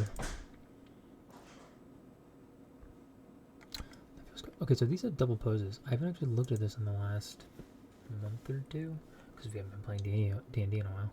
Did Arcane Archive also come with dual poses? I hope that's just a standard thing they're doing now. But it feels like a lot. Oh my gosh, they are. Oh, I love how they're doing it with heroes. They give them like, casting a spell, Oh my gosh, is that like a mind bolt? What the heck? That's gnarly. I like the little like background too. Oh man, these are... Okay, how about enemies? What do we get? Okay, we got single pose enemies. That's okay though. These are definitely more complex. I think it makes more sense for like small people, but having multiple poses for something that big, I mean obviously it would take a very long time to craft all that. And these aren't even different poses, they just added a feature to it, but they still look sweet. And is this the newest one? Yeah, it is. Okay, so we'll see what their next set of creatures comes with.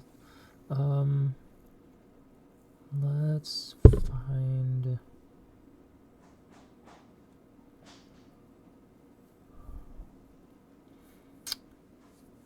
monsters.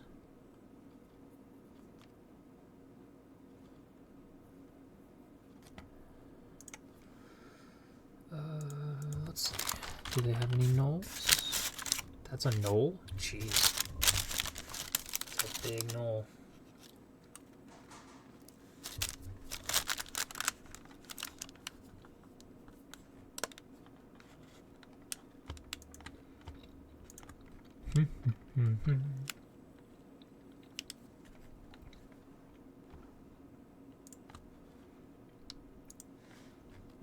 Let's see what you got.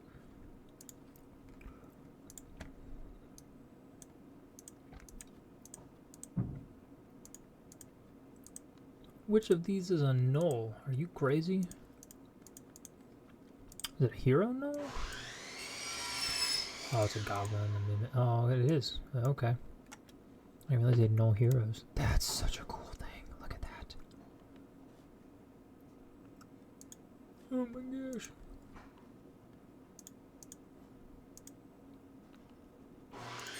Oh, here we go. Magical creatures. Monstrosity, monstrosity. Fae. That's cool looking fiend. Splitting demon. Okay, where's there a gnoll in this? Are you crazy? As a humanoid. As a human. Those are all humans.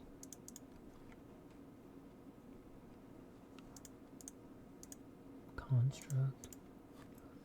Okay, I don't think any of these actually have gnolls. I feel lied too.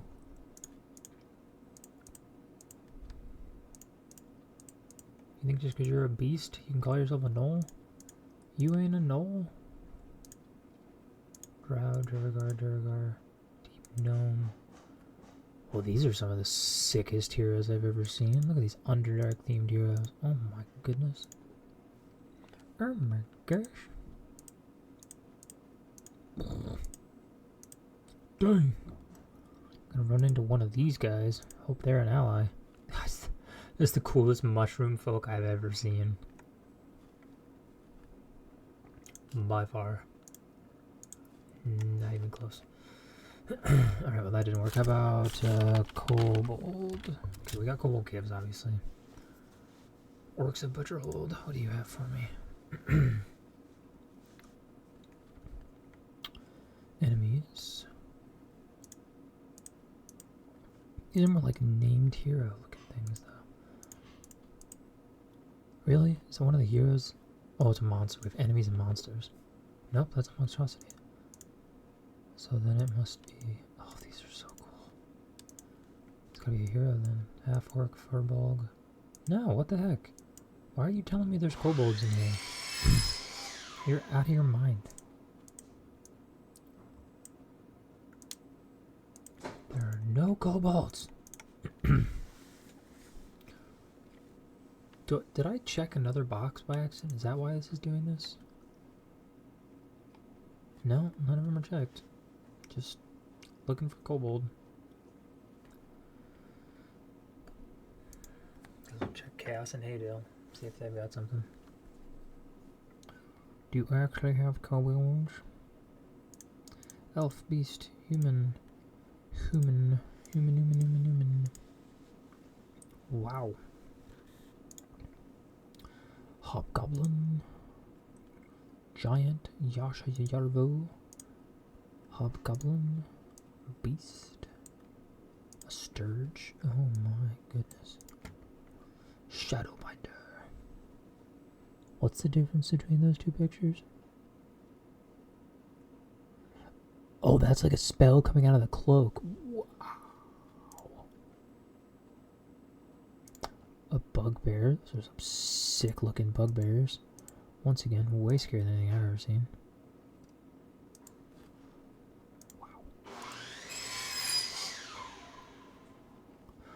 Wow. Wow. Wow, is that way?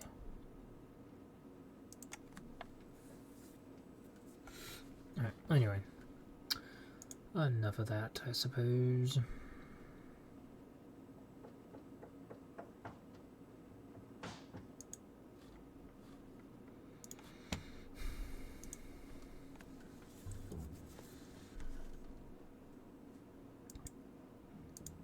Slave trader, kobolds, and gnolls.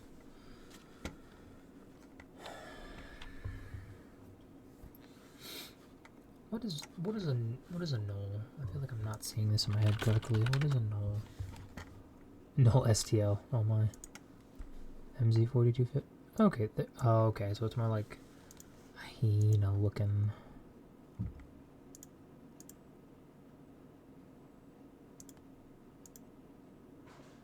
Oh, I got a couple of them. Look at that.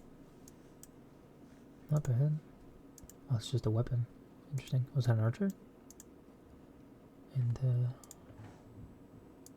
get out of here, Kendall. Whatever.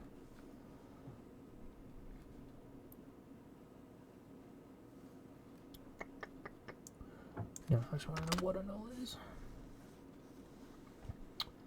Oh, I said hyena. I wasn't joking. Gnolls are vicious, hyena-headed humanoids in D&D. Driven by insatiable hunger and demonic influence. These carnivorous scavengers roam in savage nomadic war bands. Maybe they're like hired mercenaries of kobolds. I mean, they could just be smarter in this game. Doesn't matter that much.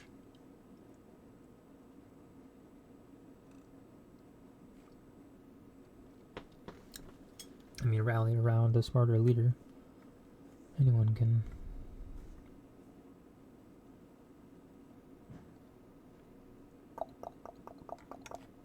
Okay, that feels good.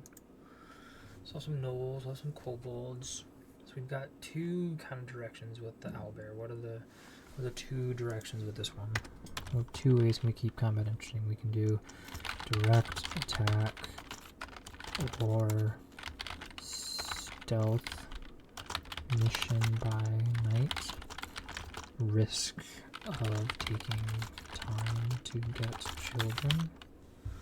So they have to decide if they trust the kobolds aren't going to kill them or eat them or sell them. They can also disguise themselves as slave buyers.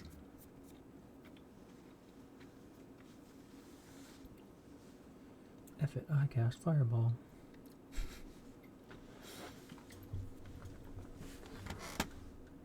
Stream boo, get out of here. Anybody got time for your nonsense? Get out of here.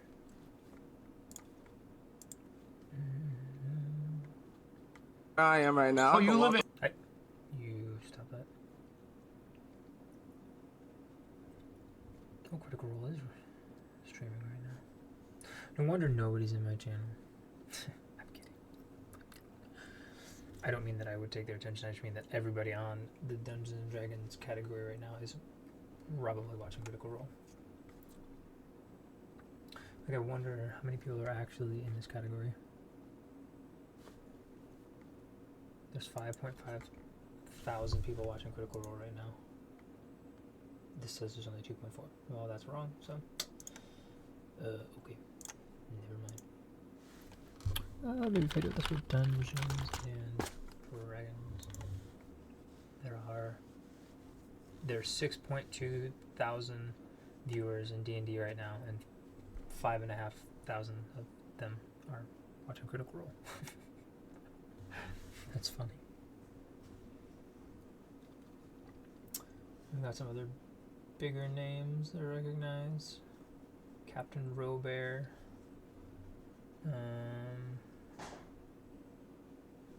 Who else?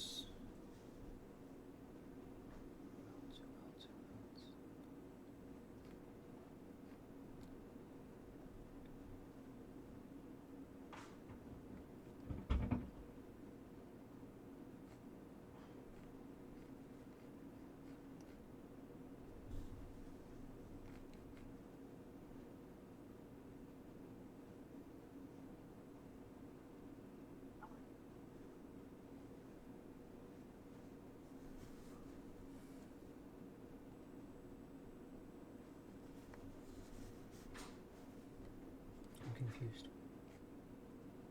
I'm looking at the entire list of people in the D&D category, but I'm not here.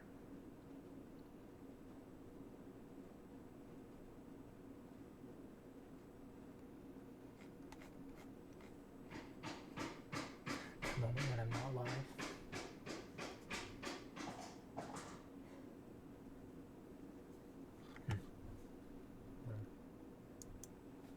What have I...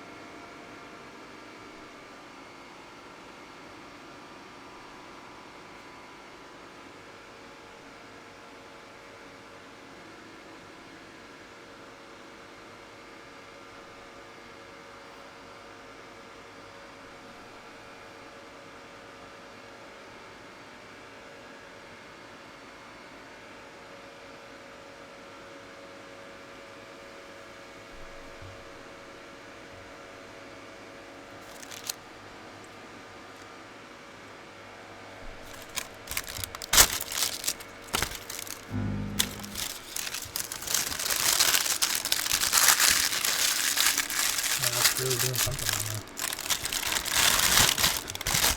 Doing something.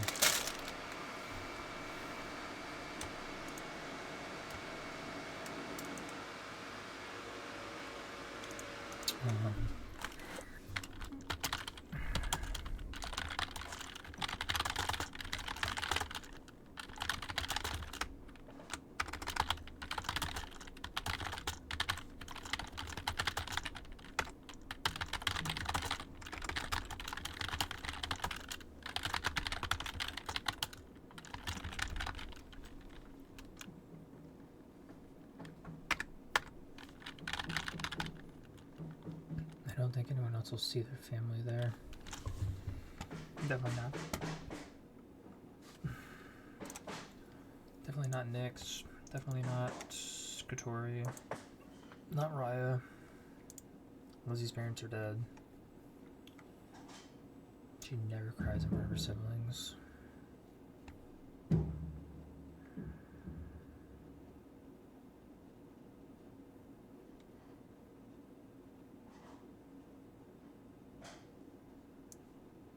Physically aggressive.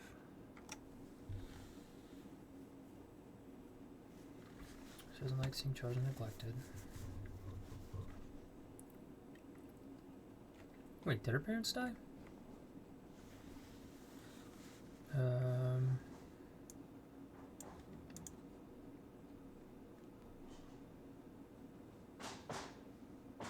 Poppy and Birch. Oh, jeez. That's tragic.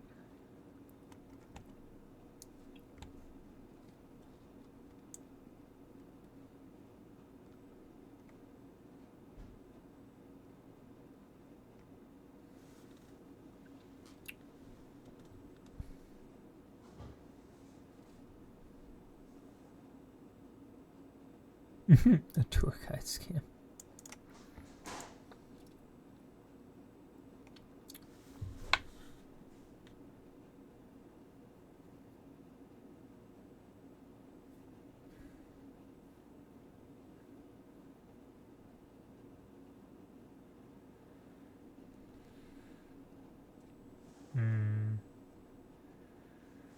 These mean streets. I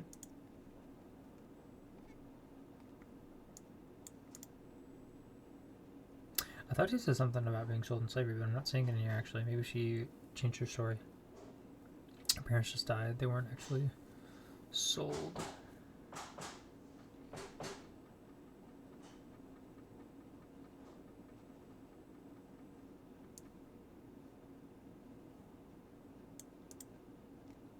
Eat the rich. Oh, this is a local guild bought out her farm for pennies on the dollar after her father died and left them homeless. Okay, that's what it was. So she didn't get bought by them. She just lost her family's land. That makes sense. She learned to fight, to protect. No one takes a halfling barbarian seriously. It is a bold choice. It is a bold choice. 3'5". That's wild. Especially considering Makayo is 7'8". Gonna literally fit two bluebells in a Makayo. That's just silly. Let's see if we can catch something that shall we? Shall we?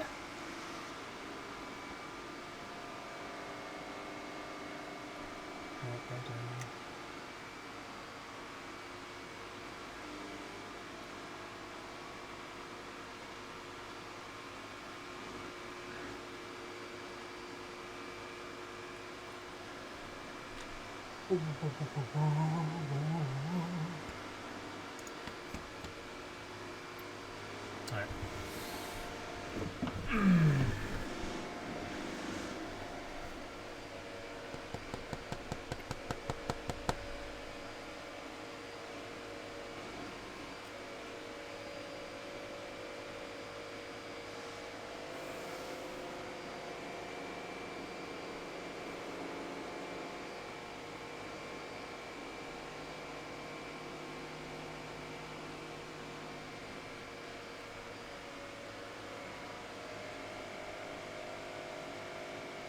Eight domains of the land. I should give them all names. Give them all actual names. Maybe I'll have the players name them.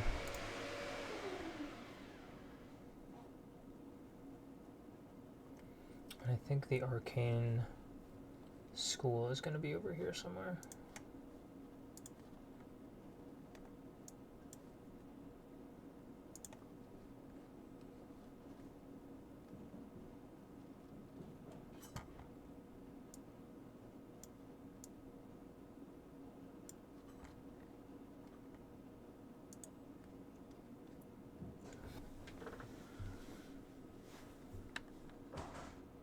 That's what I told Control. I was like, why can't I zoom? There we go. Yeah, I think it'll be... I know this is like a dragon hold. Hey, I got it from Miguel. Nice. Over here somewhere. I think that's what we're going to do. There's definitely a city here on the edge of the lake. That just makes sense.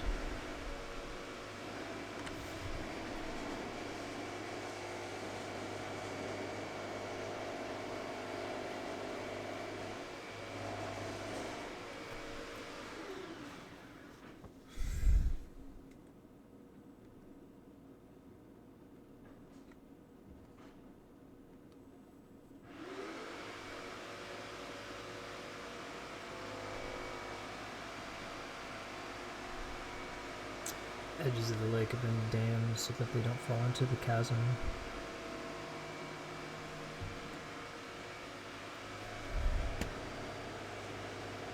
They're over there somewhere.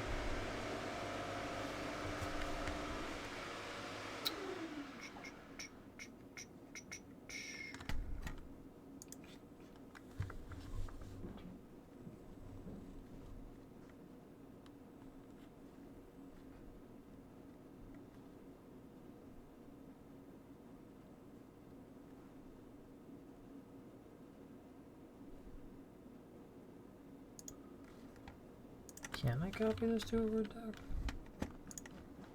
Just go print this at work. Nope, it only copied the layer. That doesn't help me at all.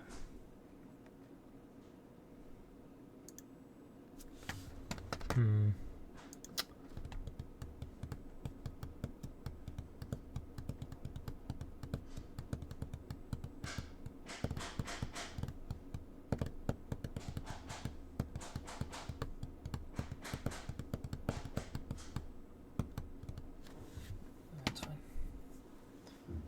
I really want to do that right now anyway.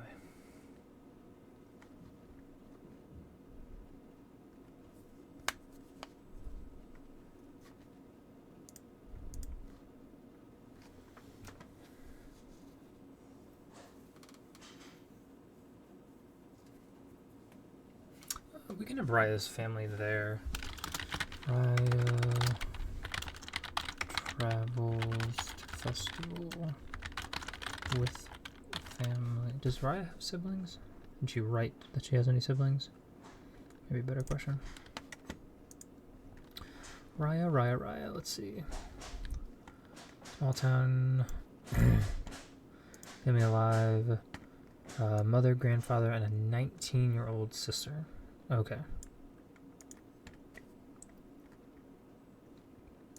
So maybe she just travels there with her sister. Maybe I'll ask her who she travels there with. What does her sister do?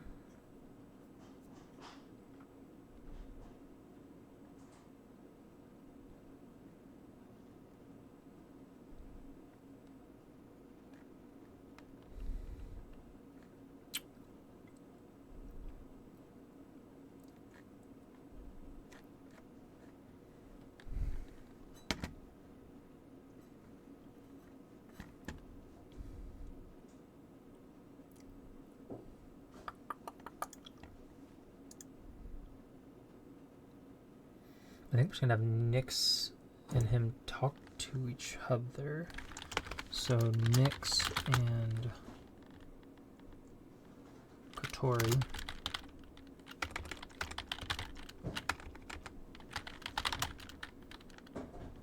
Talk with each other on the way to the festival.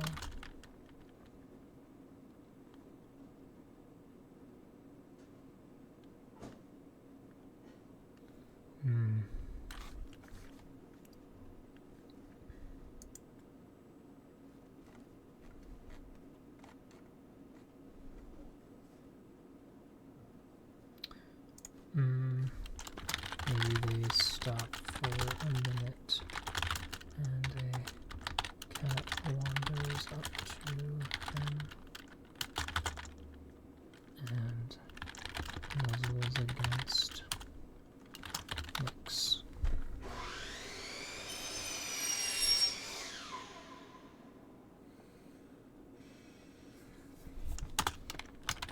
Kotori? What is Kotori building right now?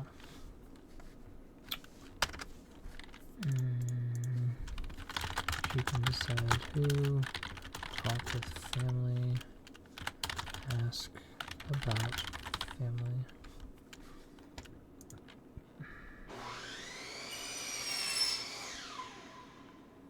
Who am I leaving out? Oh, Bluebell. Bluebell comes with siblings discussing what they will do when she is gone, how she will try to send them money as she completes jobs. Yeah, that feels good.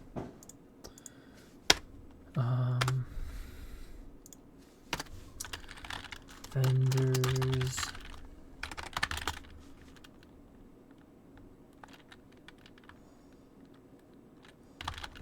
So, either enchanted tattoos or armbands of the symbol of each domain.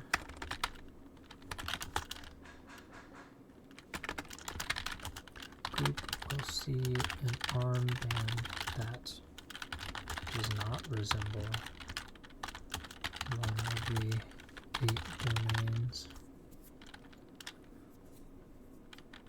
And before they can talk to the individual, they will disappear. This symbol will be seen again at the assassination of the Death Speaker.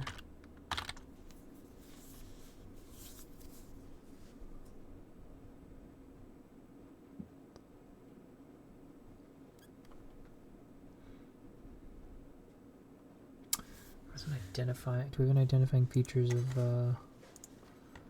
our friend Leora, fellow student? No, it doesn't look like it.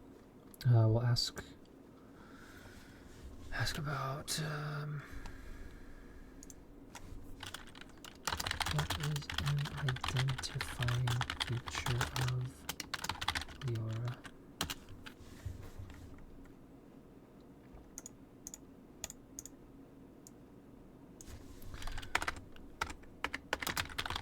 Events of ritual of inheritance.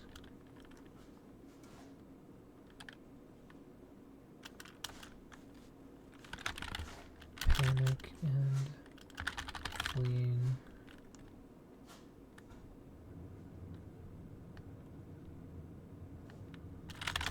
And chaos. Group gathers and decides what to do next. Hang on, so discuss tensions in the north. And then maybe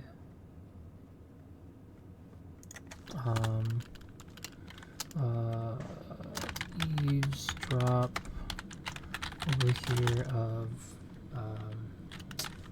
school, city of magic in the east. In the east or the west?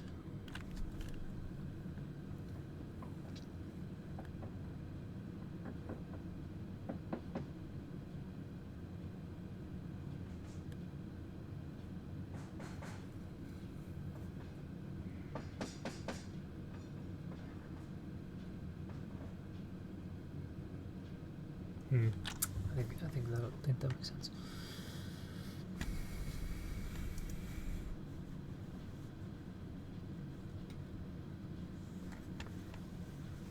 All right, I think it's a decent outline.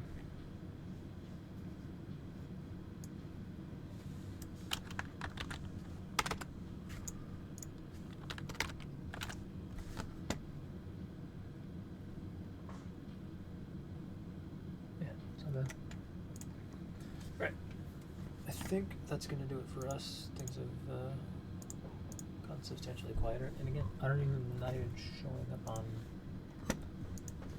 Twitch's site in the D&D category, so it's a little confusing, if I'm honest.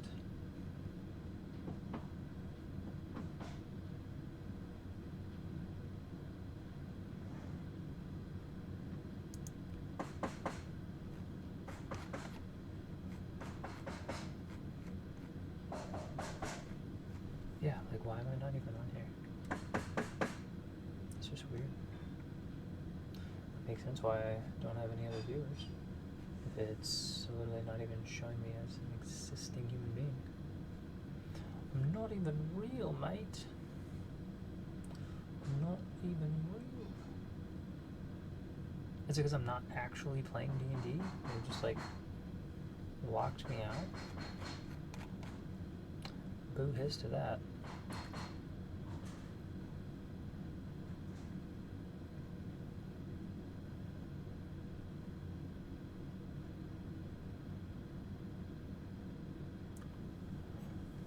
Anyway. Yeah, that's gonna do it for us.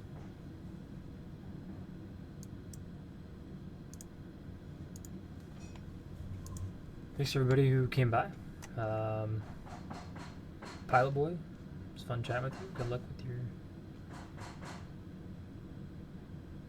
first campaign session, whenever that happens, and I hope we'll get to hear about it in the Discord. Shout out to Puffs for hanging out with us, and to anybody that stopped by. We appreciate you, and hope we'll see you again next time. My session is tomorrow, so next time we'll have some stuff to tell you guys about what has transpired and what we've learned. Get excited. Until then, this has been a fun little impromptu going live. I'll have lots of fun with you the next couple of days, so I'll see y'all later. Bye.